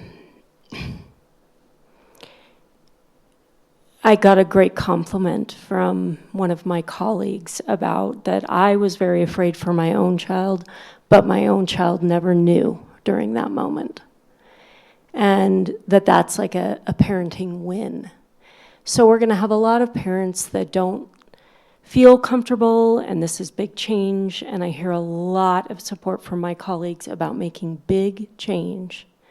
And I really hope our parents can hold that and not scare the kids, because wherever your kid ends up in BVSD, we are going to love them. We are going to do a good job of teaching them. We are going to hold them safely. So I really want to say that because I just recently had an experience where I had to not have my fear be the driving factor for my own child. So I'll remember to say it again in fall when I've got a room full of parents, but any parents watching this, take note. Rob, and then Alex. I just want to thank the board for your thoughtful discussion around this topic. A couple of things to point out. 76,000 bytes of information. We do not have evidence that our community is fighting for the status quo. We don't have that evidence. We didn't hear, do nothing, everything's fine. The other point I want to highlight is that for the closures, consolidations, reconfigurations that we do, those dollars that we recoup, we're going to be reinvesting in the student experience based on what our community has told us they want. Right? And I don't look at the because there's tension amongst some of the feedback, right? It's more guardrails, not a roadmap. Tensions will exist for sure. You can't have fully staffed schools and not close school, like close or consolidate schools or close and consolidate. Can't do that. And this isn't the only pieces of data that we'll look at, board members. As you know, that we have enrollment projections. Based on your feedback, we'll be looking at enrollment projections from 5 years out from now. So you may have a school that's going to drop 50 students between now and 5 years from now. We're going to be dealing and trying to solve for 5 years from now. We have OE patterns. And so folks may say one thing about a school, but if we look and less than half the kids in that community, actually the parents send their kids to their neighborhood school, that's a data point that we have to pay attention to. We also have building capacities. Right? We are not in looking to overload schools. We have to be considerate of our building capacities as well. So there's other data points that we'll bring into this as we think about the recommendation we'll be bringing back to you all in August. I would provide just a compliment to the board that in October you had a very good sense of where this community was, which is we can't do nothing. And that was validated by the process that we went through. I just want you to you are in tune to your community. And so that is really good news. And then the last thing, and I'm really proud of this, we didn't cheat this, we're not cheating this challenge of its complexity. Right? We're not giving people 2 options or 3 options and these are the only ways you can solve this or, unfortunately, I think, and this is just my opinion, but sometimes superintendents, school boards get to this place where, well, we're not going to make people happy, so just do it fast, do it quick, don't talk to people. People aren't going to be happy regardless of what you do. So you make the decision, you move on, you hope people forgive you. I don't think that's the right way to do it. I think the way we're doing it's the right way to do it, where you listen to people, you give them space, you hear what they want for their kids, you hear what they prefer as you think about moving forward, and you don't overpromise that we're just going to make everybody happy with all of these decisions. We won't. There will be people who are going to be impacted in ways that are going to be emotional and they're going to not be happy with. But if we can stand in August and present to you an option that provides a better opportunity for our students across our district by making some tough choices, then I think we will have done this process well, and we will be a better school district after it. So again, thanks for the conversation, and I guess there's maybe a couple more comments, but. I regret speaking after you, Rob, because you said that so well. I have a big picture thing and then a technical thing. One is I was really excited about the feedback for how holistic it was about our students. And when you read through that from a student perspective, I'm like, oh, people care about the specials. Specials turn into teachers, but really the specials turn into kids smiling because they had art and, energetic kids sweating a little bit in PE, on singing and feeling resonance for their community. Like the things people are valuing they're not reading, writing, arithmetic all the time. And they make kids happy and give them an outlet. And that's one of the things I think we should never lose sight of. And at the same time, we have parents who are, really frustrated at the lack of access to acceleration. So we think about things forward, we think about new focuses or what to do, and we have opportunities to figure out how to add more accelerated opportunities for kids in this mix. So, we have really holistic ways to think about all our kids. Another observation I have in all these conversations is everybody knows a lot about our schools. Parents will come to you and say, you need to know this about my school. And I'm always like, do you think there's anybody on Arapahoe who doesn't know that about your school? Everybody knows these schools really well. They know the things they're wrestling with. The way the district has evolved to be much more engaged with its schools on improvement means that all the people who, here know what the schools are like. So all that's going to go into the decision making too. And then finally, I've had, Deanne, same criticism of our consolidation versus close and, distribute people. And I have, the technical thing is, I'm starting to wrestle with doing three of these things at the same time, and suddenly the consolidation makes more sense to me versus the merging. So let's say we have 3 or 4 schools and 3 neighborhood schools with catchment zones. We actually make one of the schools become the new home of a focus school because we said we're going to move a focus school. Focus school goes there, it doesn't have a catchment zone. So now we have 3 catchment zones of kids, but only 2 catchment zones of 2 neighborhood schools and a focus school. So suddenly we have merged those schools and we haven't closed one, but we've changed one of a neighborhood school into a focus school. So that's the kind of thing where you combine 2 or 3 things together and suddenly your options start expanding even more. So it's not just one thing, we're going to do X here and we're going to do Y here. We're going to do stuff for a neighborhood that involves all those things. So it'll be even more complex. Board members, any other questions or comments? Or are you going to, yes. I'll just cover this just to wrap up the work session. One, thank you so much for the thoughtful conversation tonight. As we look at the overall timeline, we are now transitioning from that community engagement process to the what I'll call decision-making process. So in 10 weeks from now, we will be bringing you a plan in late August in alignment with what we've heard tonight from the board, from our community engagement sessions, from the work that Long Range Advisory Committee has done prior to this. So we will be bringing that to you, and then that will give the community an option to speak, a public comment, and then another opportunity during study in September with final decision thereafter in October. So just want to line that up. That is in alignment with our open enrollment timeframe as we have spoken about previously. But with that wraps up tonight's presentation.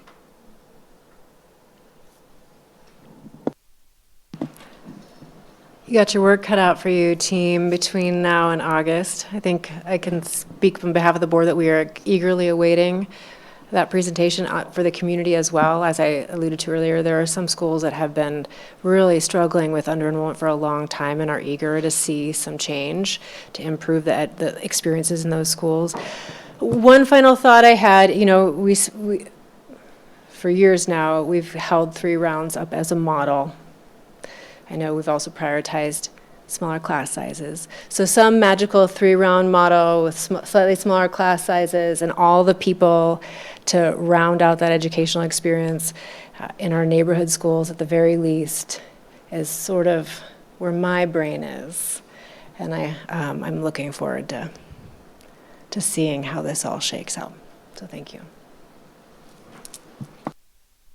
Board members, we are going to reconfigure the boardroom back to its normal arrangement now that this work study session is done. So we will take a small 5 to 10 minute break.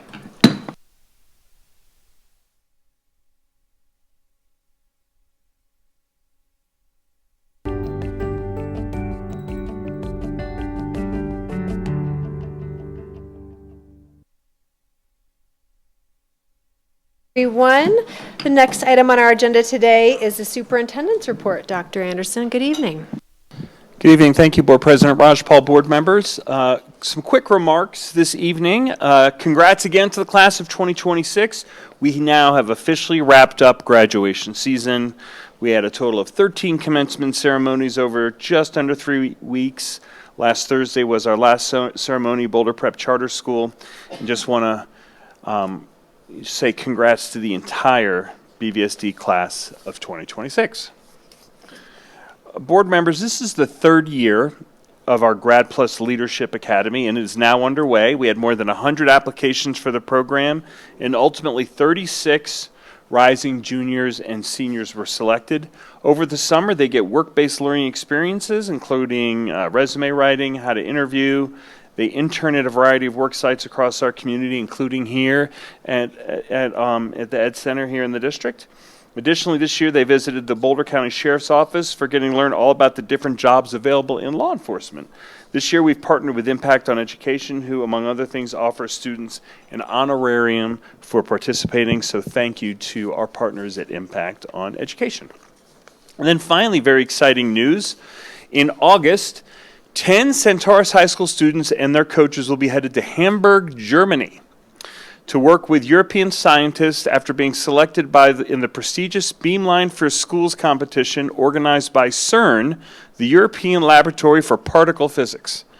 Beamline for Schools competition started in 2014 to coincide with CERN's 60th anniversary and aims to give high school students a hands-on opportunity to experience what it's like to be a scientist. High school students from all around the world compete by submitting experiments. Those selected are invited on a full-paid trip to conduct their experiments alongside the international scientists at CERN or at one of their partner institutions. This year, members of the Centaurus Physics Club that call themselves Team Centauri Stars, you gotta like that, were among 5 winning teams from around the world chosen based on the scientific merit of their proposals. They're the only team from the United States. The other teams are from the United Kingdom, Turkey, India, and Bangladesh. What an incredible opportunity and accomplishment. Congrats to Team Centauri Stars. Their project, using silicone photomultipliers to detect Cherenkov radiation inside a glass bar. They've actually been consulting with the lead scientist in this cutting-edge physics research, and now they get to work with European scientists at the DESI Research Center in Hamburg, Germany. Incredible. And that's all I have for my remarks this evening. Thank you, Dr. Anderson. Board members, any questions or comments? It's very exciting for those students. I wish them the best of luck. Seeing as there are no questions or comments, we will move on to board communication. Board members, do any of you have anything you would like to update us on? Alex? Yesterday I had the pleasure of meeting with Jen Douglas, the executive director of Peak to Peak, and today I met with a couple of board members from Peak to Peak. I would recommend to my fellow colleagues on the board that those are good lunches to take sometimes. And it's great, especially like board to board, to just be able to talk and have it not be about a negotiation, have it not be about some high takes authorizer decision, but just talking about what people are working on, what they care about, the challenges, things they're celebrating, and getting to just know one another as colleagues sharing similar roles at different scales and different places. So happy to invite other people. I plan to meet with other charter board members when I can, and happy to have another board member join any of those. If you're interested, let me know. And word out to the charter schools too. Happy to hear from you. We hear from lots of people about all the schools all the time, and it can be complex, and we have a different relationship with the charters. So it's nice to build. I mean, I love that our district celebrates the great accomplishments of our charters and their wonderful students and the things they're doing, that we are there for their graduations and, everything else.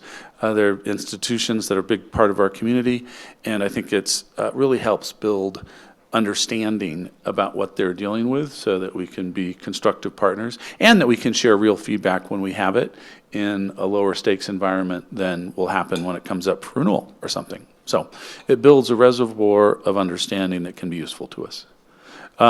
Also, had the pleasure of sitting down with some Fairview students this week, and it's great to hear from the students about what they're doing and their experiences, and it reaffirmed my commitment to making sure that we deal with our students holistically as people with complex lives and multiple pressures and things going on and concerns, and that we, try to make sure our schools are remaining responsive to the stressors, the aspirations, and the things our kids have. So again, I'm not a parent of active kids in school anymore. So when I have a chance to sit down with students and have them really tell me what they think, it's a pleasure. So anyway, I just am grateful for the opportunity for whether it's a charter board member or Fairview Junior to take the time to tell me what they're thinking. And it's people say like, "Oh, you're on the board. That must be a thankless job." It's like, no, not at all. I get gratitude, and people share wonderful things with me and sad things with me, and I'm so glad to hear it. So keep it coming.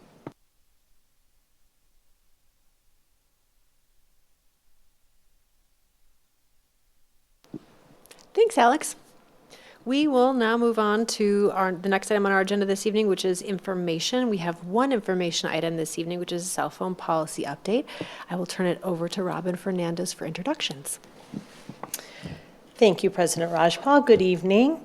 President Rajpal, members of the board, and Dr. Anderson, I'm before you this evening with an update on how our cell phone policy, what we call Away for the Day, is going in our high schools. As a reminder, the board revised the policy in the fall of 2024 and was implemented in our high schools in January of 2025. Joining me this evening is Principal Greg Doan from Monarch High School and Principal John McCluskey from New Vista High School, and they will share how that's going in their schools. You will hear about the current state of implementation in these two schools. You will hear how they are monitoring and tracking compliance. You'll hear celebrations and challenges with the implementation, and you will hear about how principals across our high schools in our district are planning for future work in the fall and beyond. But first, we are going to start with hearing from our students. Our wonderful Randy Barber visited with high school students across the district and checked in with them during the last week of school, so just a couple of weeks ago, about their perceptions of the implementation of the cell phone policy. And as you will see in a moment, they did not hold back.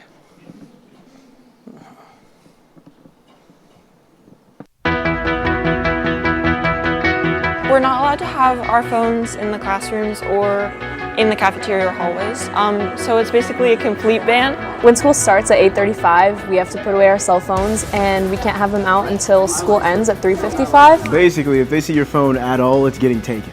Like, any phones at all is getting taken, and you get it back at the end of the day. And if you have too many offenses, your parents have to come pick it up.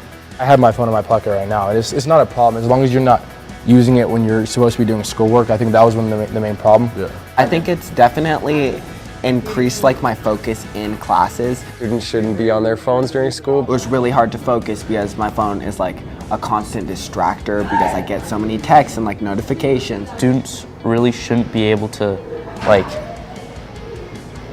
games because it'll distract them. Kids just don't want to lock in on schoolwork, they want to be on their phones. And I personally have ADHD, so having the rule that I can't touch it does help me. When we were allowed to have our phones out, maybe I would get my assignment done in class and I would have maybe 20, 15 minutes left in class and I would spend that time on my phone.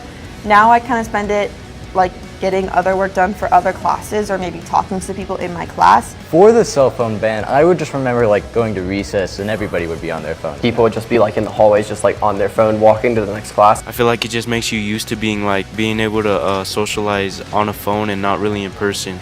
And it really takes away that feeling of really talking to someone eye to eye. Now it's there's actually some interaction, which is pretty cool to see. After the ban, we actually went outside and do stuff now. I think it's totally added to conversations with my friends, not having our phone. I mean, today we played hacky sack, and I think if we were allowed to have our phones, we probably would just be sitting inside. Miss Carroll has done a great job of just making the transition of no phones easier. Because kind of before, we didn't have any of this stuff. It was just tables.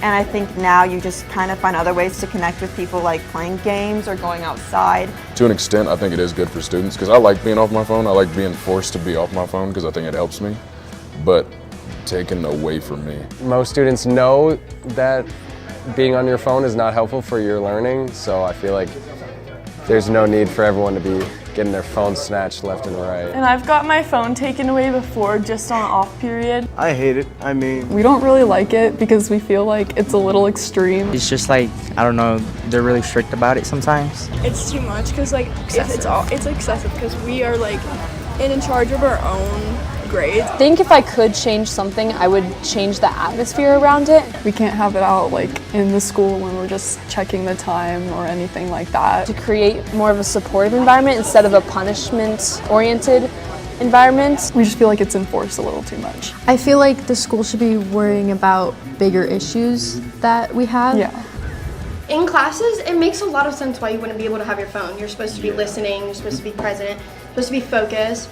But when you're during lunch, like, I don't have to be focused on anything. When it like comes to like cafeteria or more social spaces, I feel like it's maybe a little too strict. For like lunch and passing period, I feel like it's unnecessary. That's where I take my 30 minutes to go and do what I want to do. At work, I'm able to go on my phone, not while I'm working though.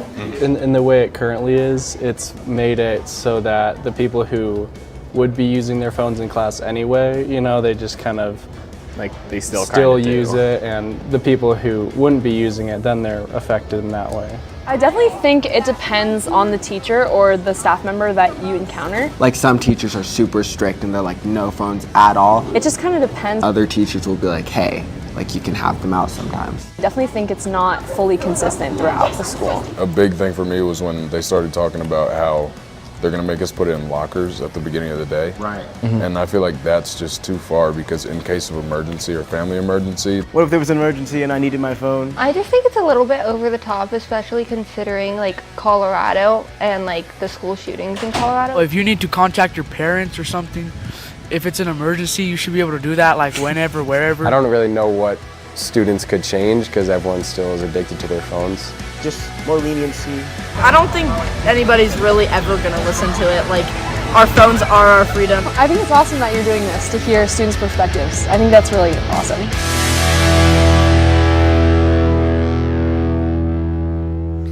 And there you have it, a wealth of perspectives from our students across our high schools. And now I'm going to turn it over to Principal Greg Doan and Principal John McCluskey so that they can share from a leadership perspective how it's going in their schools. I'm going to start with current state.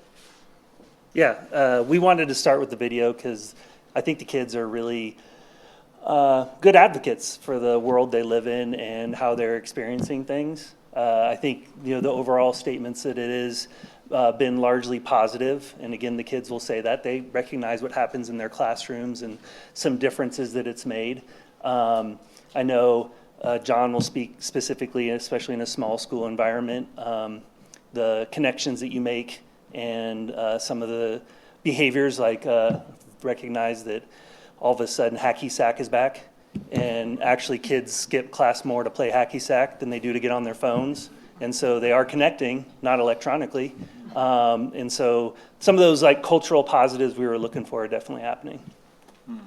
Yeah, thanks for the opportunity to talk with you all about this, because I actually do think systemically it's been really significant for the schools to just begin the conversation with young people about the impact of phones. And I've talked with some of you individually, but the idea that we really, we're a relationship-based school. So we really started with the idea that you didn't break any rules. As adults, our society handed you this phone. So you've done nothing wrong. We just changed our minds on whether it's good for you or not. And now we actually think it's not, and we've shifted. And so we want you in on the conversation about what this feels like to now not have your phone. And schools have made changes like this, and I think by starting with that premise of you're not getting busted, you didn't do anything wrong, nobody's in trouble, but we have changed our mind about what these phones are doing to your system and your brain, and so get in with us on this. And I think that piece has really, I think the kids have said great. Like, you know, I mean, some kids have really said, I want to, I mean, you heard some students really say, like, I really do need somebody to help me with the boundary on this thing. And so that's, generally speaking, I think been a huge win. If I had to ask my faculty right now, would we go back? Nobody would say, let's go back. I'm convinced of that. So moving forward, we have to keep reinforcing, but nobody wants to go back. I would say that. Moving on to celebrations. Yeah. Yeah, I mean, I might just start with, we had a panel of students when we were doing open enrollment this last round, just talking about the school environment, and I was very surprised, unprompted, how several students really talked about one of the things that we are now doing as a matter of course is insisting that during those social times, lunch times, hallway times, young people actually are have to get together and talk with other people they might not have talked to, and that they mention that as a highlight of the school experience, that we're not on our phones, we're not isolating, we're actually getting to talk to each other. And so that unsolicited, I thought that was a great highlight from an open enrollment standpoint, to say this is why you should consider our school, is that we're talking to each other and connecting with people who we normally might not hang out with. I also just would say administratively, you know, these devices have quadrupled my workload over the years, and I have felt a reduction in that in terms of online behavior. Those kinds of things have really reduced since we've done this, particularly during the school day. Evenings, we can't control that, so we're still getting some stuff, but during the school day, we do see less. So. I would just say, the kids said this too, just the classroom environments have changed. I think they'll point out when teachers might have differences of how they enforce the policy, but whether you see the shoe racks where they put the phones up or they're in their backpacks, just far less of them being hidden under desks, and just this sort of complicitness that they would be around. So I think the classroom environment for me would be the celebration, is feeling that relief that for that period of time that universally most people understand that they're going to be away. I think the challenges just remain that they're on their person, and so when you got an open campus and kids are coming and going, and they do have passing periods, you know, admittedly, if you walk into Monarch and I'm not there and there's not 3 security guards and you're just a passerby, you'll see some phones. And I think the part of it is the kids are not oppositionally defiant. They're not mean or mad at you, but they're going to take a chance. If nobody's seeing them, they're going to get their phone out and they're going to use it. And if you tell them to put it away, they'll politely put it away. So I just think it's that challenge of what our campuses are when you've got, you know, a couple thousand students and it's a couple of you versus them. It's just not a pure system. And so it's hard to really say that it's completely taken care of. And to John's point, you always feel like you're playing catch up, right? You're trying to catch the next one and make sure it's not happening. And so that doesn't always feel good. Well, you know, depending on your perspective, pluses and minuses, how one adult approaches a student who has a phone versus how another adult approaches. So we're having to manage the big people also in this, in terms of like, you know, what's the right sized response in any given situation. And so that's, you know, it's another place for us to look for collective efficacy amongst our faculty. And, you know, it's good if we can view it. I think it's been tricky because some teachers are like, that's not my thing. I don't want to take phones from kids. And other people are like, please, I'll be your guy in the hallway because they annoy me. And so, you know, when you have those contrasting adults, you've got to kind of get them on the same page. So several weeks ago, we met with all of our high school principals, and they expressed to us what they are thinking about in terms of the next iteration and the deepening of understanding among students and the deepening of this work across our high schools in our district. And so you'll see on this slide what they all shared with us. First, they are going to continue to incorporate conversations in class, sometimes in health classes, other structures, sometimes in advisory. Share more with students about why. Continue to develop the understanding of why it is that Away for the Day was developed, why the board policy was revised in the first place, talking about the effects of cell phone usage, principally social media. And structure these conversations with students so that, as both of our principals have shared, they're collaboratively thinking of how is it that they need to be supported, how is it that they can make choices that work for them, and how is it that everybody within the school can work together. So in conclusion, our high schools are working very hard and have been for 3 semesters now to implement the revised policy. They continue to deepen the work. There are challenges, but there are also a lot of celebrations. And with that, we are happy to answer any questions that you may have. Thank you for that update. Board members, do you have any questions or comments on the cell phone policy update? Dr. Anderson, I see as a first taker. Thank you, Board President Rajpal. I want to start by thanking John and Greg. And as a former high school principal and managing large numbers of kids and trying to get them to do the right thing and managing and navigating the adults who some people see things very black and white, other people see things very gray, and other people just don't see things.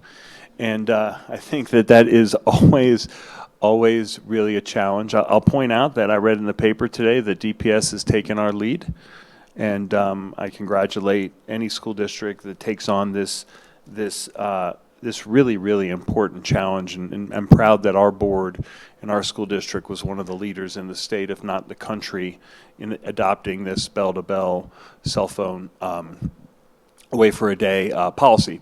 I will say that, board members, we have work to do. I think that I really love the idea of talking about the why with students and continuing to set the expectation. I think that in schools that are lean administratively by design, it's going to take a concerted effort of all people in the schools to really set the culture to get wide enforcement.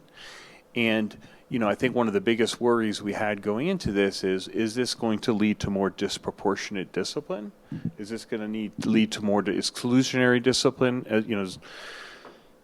I would see this all the time as a principal. A simple thing is, please put your phone away, turns into an insubordination. I'm calling the office, kids are escalated, and you get these really, really ugly results over a simple direction. And so, I think that is a piece that we're navigating as well. I have not seen an uptick in the disproportionate discipline. I think the last data we looked at is that we're continuing to decline.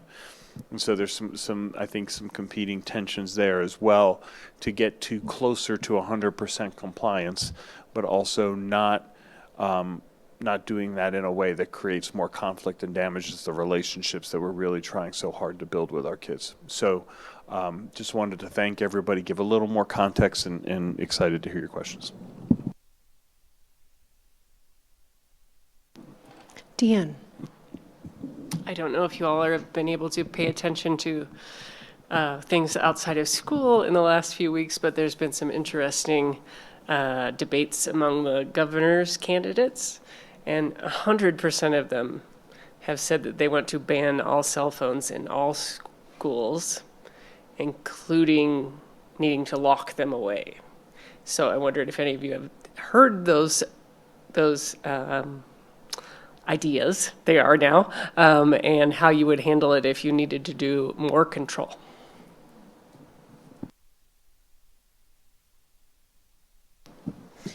So with the conclusion of the school year, we are standing back here saying, no, those are the things that we catch up on in the summer. But you're right in terms of what John shared with us in particular, and what we heard from some of the students whose perspectives are shared in the video. That's another level of implementation and another level of understanding why. And so that would be a different conversation, and one that they would really need to approach carefully and differently with students. And we saw in the video that much of what students shared is, all right, well, it's on my person. And we heard concern around emergencies, family contact needs, things like that. And so some of our students also shared that they have their phones in their pockets, they don't take them out, it's all okay. And so needing to put them away would be a very different conversation and a different approach that we would need to take with students. part of this conversation I think is amplified because of a House bill that passed in 2025 requiring all schools in the state of Colorado to have a policy in place by July 1st of this year. So I think it's on the forefront of districts that didn't take an earlier step, and then the governors. That's expensive. And so I would love, as we think about our legislative platforms, we know when there's mandates that we also get the funding to implement said mandate from the government. So hopefully those governors are having that conversation as well, of how they'll help us afford those pouches that get broken and lost and all the things, should they really want us to do that. But interesting. And just to piggyback, I actually really appreciate the emphasis on the why and in helping students come along. Even though it takes longer, that will have more lasting impacts. When students have voice and choice to some degree, they understand the why, they can make informed decisions for themselves because it's the right choice, because there are benefits to them rather than just to follow some, to not be penalized or punished or have to have your parent show up at school to get your phone back. So I just really do appreciate the emphasis there. And hacky sacks are sold out all across the country. And you know, kudos to, if the cell phones ban is having an impact on that, great, but it is fun to see those kids playing hacky sack. Sometimes I hear in crowded hallways during passing periods, but at least they're not on their phones. Alex, I saw your hand up, and then Elenia. Yeah. Thank you very much, and thank you and all your teams for the hard work that it takes to do this. I was one of many people on the board who are all in on this, and I remain all in on this. I alluded to my conversation with Fairview students. The initial part was to ask them about cell phone implementation, and so as opposed to the 76,000 data points that the data team shared with us on decline enrollment, I have 5. But their reports are of 10 or 15% of the Fairview teachers who think it's a great thing, about 50% real enforcement in the classroom, so like every other teacher doesn't really care. They have class, they report being able to have their phones out in class. It's okay. They won't be told, might be told to put away, might not. Probably in half their classes they're not. As long as no one's around, there's only 1 or 2 security officials in the whole building who are asking them to put them away. So the story I have from my small N is of much less implementation than you've described in your schools. And it's great to see the voice from the video, and I'm super pleased by all of that. But for me, I'm like, okay, if Fairview takes a 3rd year to do this, I'm ready to buy them pouches. I'm ready to buy lockers and take a stronger position, not a weaker position. And I know we need to get to why with the students, but apparently we need to get to why with the adults too in some of our schools. I'd be curious your takes, all 3 of you, on how do we get to the why with the adults?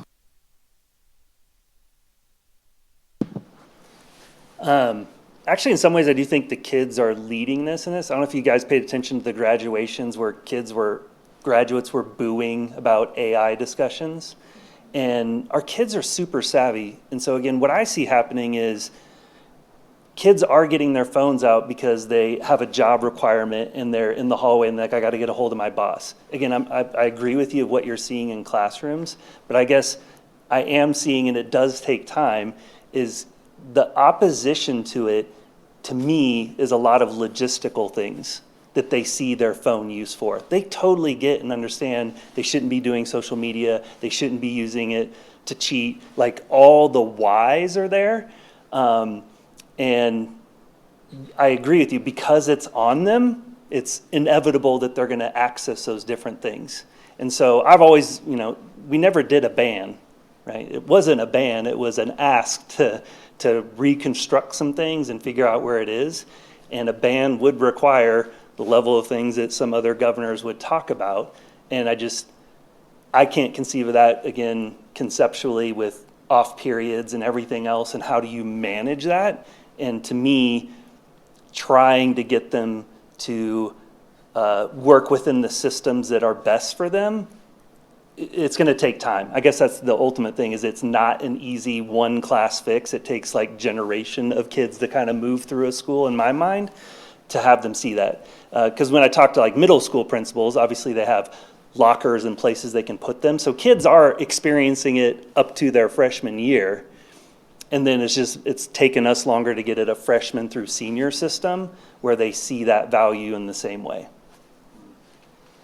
mean, I would echo that the approach with the students is similar to the approach for the teachers. And, you know, I spent a good third of my career without a cell phone as a teacher, and yet I would say half of my staff doesn't remember not having a cell phone themselves as adults. So I think what we're having to return and come back to with the teachers is also kind of that balance between, you know, obey versus comply versus buy in, right? And so we just, you know, my plan in August is to re-enter the conversation with the faculty around, hey, here's what we're doing.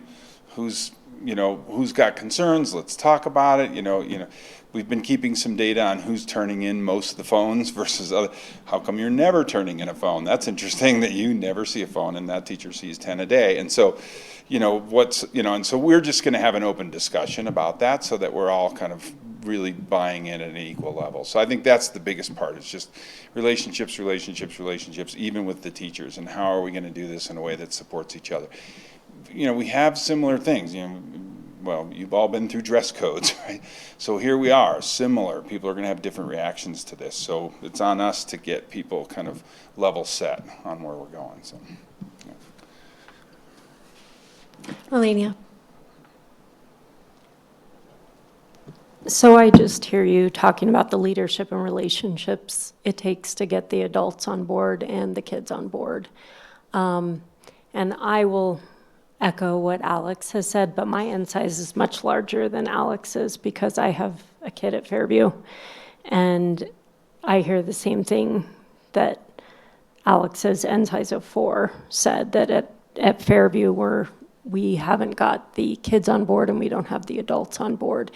And so I give you guys kudos that you are bringing those folks along. And I think, John, what you said is so important. We gave you these devices and now we're changing our mind because, we're starting to feel that way about all of the technology. We gave this to you kiddos and now we're up in arms. So I appreciate you working not just with the kids, but with the adults. I think it's really tough work. Jorge and then Rob. Thank you for taking the time to present this, and I really appreciate the kids' perspective on this. I think it's so important.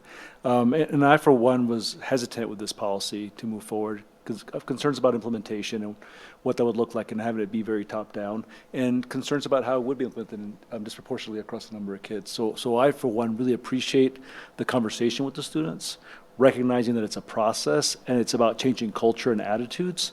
And so providing opportunities for engagement with each other, providing other activities, providing resources. And I think you can see that across the schools where that's happening. That makes it a much easier process. And having them be a part of the conversation. I would hate to see us go towards a purely punitive ban and really embracing that. I think that it's a cultural shift that we've got to make. It's one we're battling outside the schools as well as within the schools, and it's not fair to come crashing down without understanding the perception. And I think the students seem to recognize the benefits of this, and to the degree that we can kind of support them in terms of having healthier alternatives, building relationships, and really building community, then I'm all for that. So thank you for that work.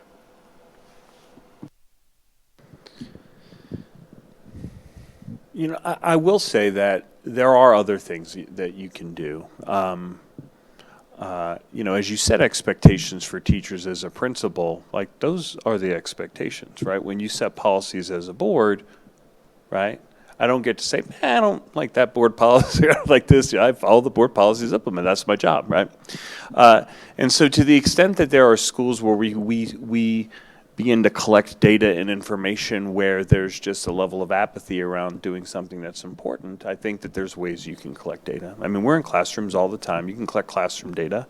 You can look at who's turning in the phones, who isn't turning in the phones, what's happening, having those conversations.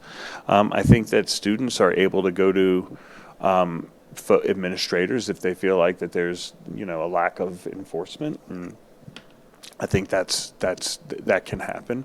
And so I do think you can move. There's nothing you can do. I do think you can move the needle, bringing folks together. I think the first approach is the why. And then if that doesn't work, if I'm the principal, I'm going to say, well, why aren't you enforcing what we've talked about? And what is it? And then those can be professional development opportunities for teachers. Those can be clarifications for expectations from teachers. And I think that's all part of being a leader. So as we continue to move forward, as we hear concerning data from whatever sources it comes from, I think that the board can expect that we'll continue to lean in on something that's important. We're going to continue to try to do things in the ways that we've described, which is talk about the why and really bring people on board, adults and kids. And then if we don't see, just like any other rule or policy we'd have, if we had an outbreak of fights at schools, if we had an outbreak of some other offense, that we would intervene, and we've done that. Then that's what you can expect. And you want to make sure that you empower folks to be their very best, and this is the right thing for kids. But I don't want the board to go away from this conversation thinking that if we have a faculty or a school or a set of schools that isn't doing what we've expected them to do, that there's nothing we can do. There is. As a parent of 2 kiddos at Fairview, since I feel like, we're talking about Fairview, I just want to say they did have a community culture day where the students brainstormed ideas to help improve cell phone utilization, and the student council has also come up with ideas to increase engagement. Fairview, at the end of that year, my kids had the opportunity to be on both of those different things, so I'm well aware of that. And I think part of Fairview, they weren't early purchasers of some of the fun things at Broomfield and Centaurus and Monarch. They didn't quickly buy game tables and ways for alternatives. They didn't invest in those right away. They were a little bit slower in the investing in the alternatives. And they, at the end of last year, started having a lot of conversations with the students about what alternatives would be successful. So I also want to make sure the community doesn't think that Fairview, while they're maybe struggling, similar with Boulder High, our biggest schools are harder to manage. Those schools are very complex. There's not grown-ups everywhere. There's a lot of places to be without supervision. But in their own ways and on their slightly delayed timelines, like our big comprehensive high schools are trying to engage and move the needle also, even if they haven't been as quick to change as some of our other school comprehensive and non-comprehensive high schools have been. Deanne. I'm curious about the wonderful world of cell phone usage that can now help people with disabilities, and if students are able to use their phones for those kind of activities. So I'm using my cell phone right now because it's running sound to my ears. And I would be not very happy if I had to put my cell phone away. So are people making accommodations for kids who are using sugar meters that run on their phone, or what? There's all kinds of different things that being able to dictate things to the phone and have the phone write it for them. Short answer is absolutely. I know there was some fear too that there'd see an increase in 504s written specifically for I can have my phone, I can have my headphones in. I'd have to check with someone like Shannon Newmayer to see if that actually played out. I think, again, the difficulty is teacher in the classroom knows, hey, this kid has an accommodation, but then again, they're in a hallway and a different adult sees them and doesn't know it's for their blood sugar monitoring, and then they get trapped, and then if it's a hard teacher who follows the rules, right? And so you do get some caught situations, even though it's, totally on the up and up. At first we talked about, are there safe zones in schools that you could go to use your phone, and that quickly sort of dissipated because there is no safe space where you're like, this is okay to use it here, because you try and draw that line, right, of where it is and it isn't. And I just think too about in certain curriculums, for kids to listen to music as they're creating art makes a lot of sense. And so when kids say, in this class I'm allowed to use my phone, it could absolutely be true because they're individually doing clay work and they've got their music and they're jamming out to it. I understand why they're confused sometimes, because we see the value in it in a certain space, but it doesn't apply to all spaces. Alex. I really appreciate the hard work and the sincere effort and the need to do the maximum engagement that gets the buy-in, because that'll lead to the change. As a board member who's totally in favor of the change and wants to get as close to full implementation as we can, who received input from parents that ran 98-2 in favor of a full ban, and whose kid went to a school where I know it's really hard to change the culture of our comprehensive biggest high schools. I just want to say I want the update on this next year to have some data on it. I would love to have some things that we figure out to measure, that some numbers by school could be reported to me as a board member, so I could evaluate that and know about it. I want to continue to hear great stories about the engagement and the celebration and the stuff we're doing, but if we can't get adults in buildings, in some buildings, to care, I want to support the principals and leaders and the superintendent in having this not be an optional policy. Like, I think of this in the spirit of vaping and tobacco, and we don't have safe places for the vaping. We don't encourage some teachers to allow vaping in their class and others not. So I think it's something that we could prioritize, measure, make a culture, invest in, and I'll continue to support all those things. So I'd love to hear in the next report the data on this. I'd love to know what our administrative folks are doing to support the principals during the principal transitions. I'd like to know how the teacher evaluations handle all sorts of declining to follow district policy. What are the other district policies that our staff don't implement? Love to know. How many, like we're reviewing all our policies every 5 or 7 years, depending on the scale. And it's frankly the majority of our substantive work. And in that discussion, I never get data on, well, this policy isn't really implemented. This policy is implemented 70% of the time, or this policy is implemented 80% of the time, but only at 40% of our schools.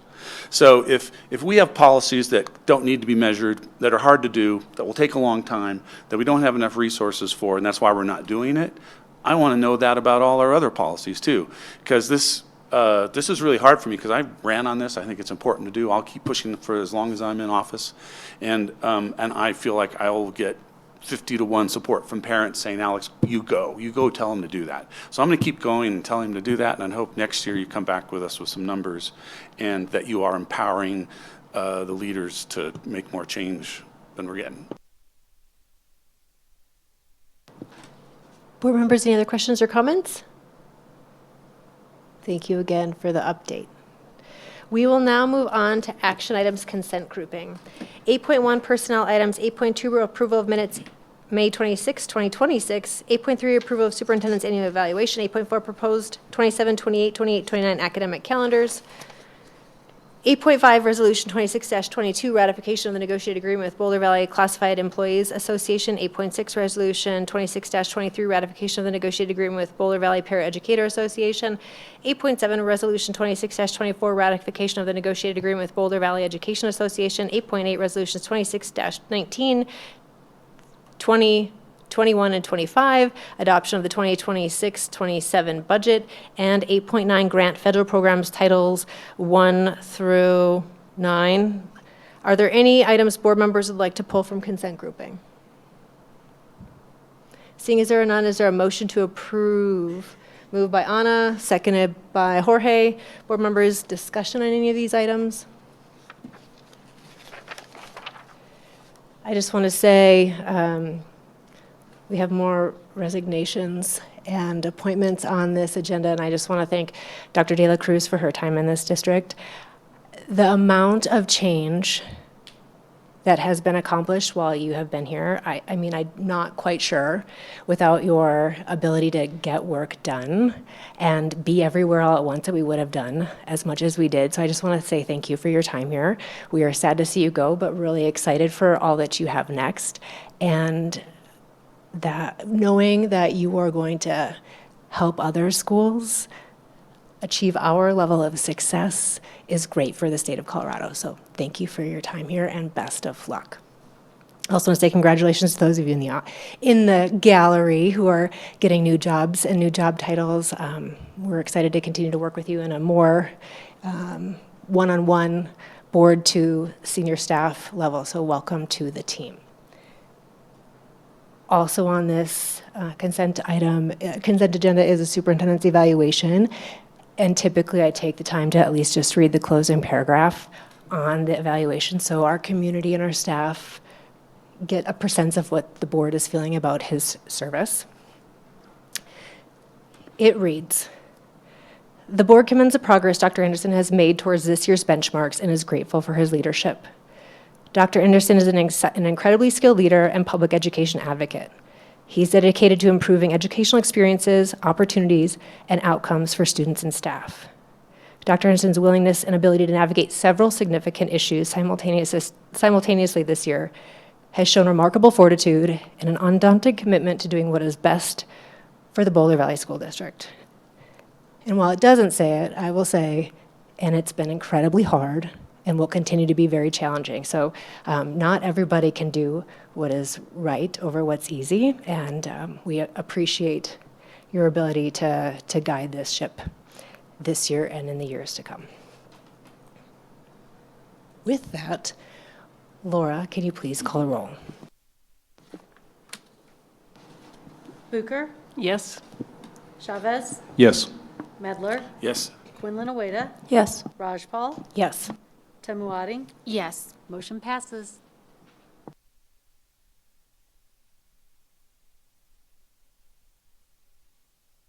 We are now moving on to action items. First of which is the cancellation of the June 23rd, 2026 regular board meeting.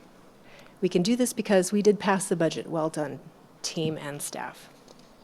Is there a motion on, or approve? I move that we cancel the June 23rd meeting. Is there a second? Seconded by Deanne. Any discussion on whether or not we should convene for one more day in June? Seeing as there are none, Laura, can you please call the vote on the motion? Bucher, Yes. Chavez, Yes. Medler, Yes. Quinlan Oweda, Yes. Rajpal, Yes. Temuadi. Yes. Motion passes. Next action item this evening, our final action item, is the peak-to-peak charter school waivers. Do we have a motion? Moved by Jorge, seconded by Alex. Board members, any discussion? Seeing as there are none, Laura, can you please call the vote on the motion? Bucher, Yes. Chavez, Yes. Medler, Yes. Quinlan Oweda, Yes. Rajpal, Yes. Temuadi. Yes. Motion passes. Quick action items, board members. Next item on the agenda, as always, is future agenda item requests. Board members, our next meeting is board prioritization. So just know that any items mentioned today will then go on next semester's prioritization, of which we will amazingly not discuss until December. So it'll be a bit, but we can capture those ideas here this evening. Alex. In light of the last presentation, I would like to put on the agenda item how we track the implementation of our cell phone policy. Can I piggyback and say all of our updates have really been on high schools, and I would love, if we're doing any data, like to see how our middle schools are doing as well. Any other items, board members? Seeing as there are none, we will move on to the final item on today's agenda, which is executive session. As noted in our agenda, the board has on this evening's agenda, the board has items to discuss in executive session. Is there a motion? Jorge. I, Jorge Chavez, make a motion pursuant to CRS 24-6-4024F to convene into executive session to address personnel matters regarding the superintendent's evaluation and contract, and pursuant to CRS 24-6-4024B for a conference with an attorney for the purposes of receiving legal advice on specific legal questions regarding the superintendent's evaluation and contract and the school district's pending litigation related to personnel, special education, civil rights, and class action regarding META, and related to charter school contract negotiations for Summit, Horizons, Boulder Prep, and Peak to Peak. Is there a second? Seconded by Anna. Laura, can you please call the vote? Bucher, Yes. Chavez, Yes. Medler, Yes. Quinlan Oweda, Yes. Rajpal, Yes. Temuadi. Yes. Motion passes. That concludes the public portion of tonight's meeting. To anybody watching and to those in the audience, I wish you a very wonderful summer break. And board members, we will convene in Glacier Room.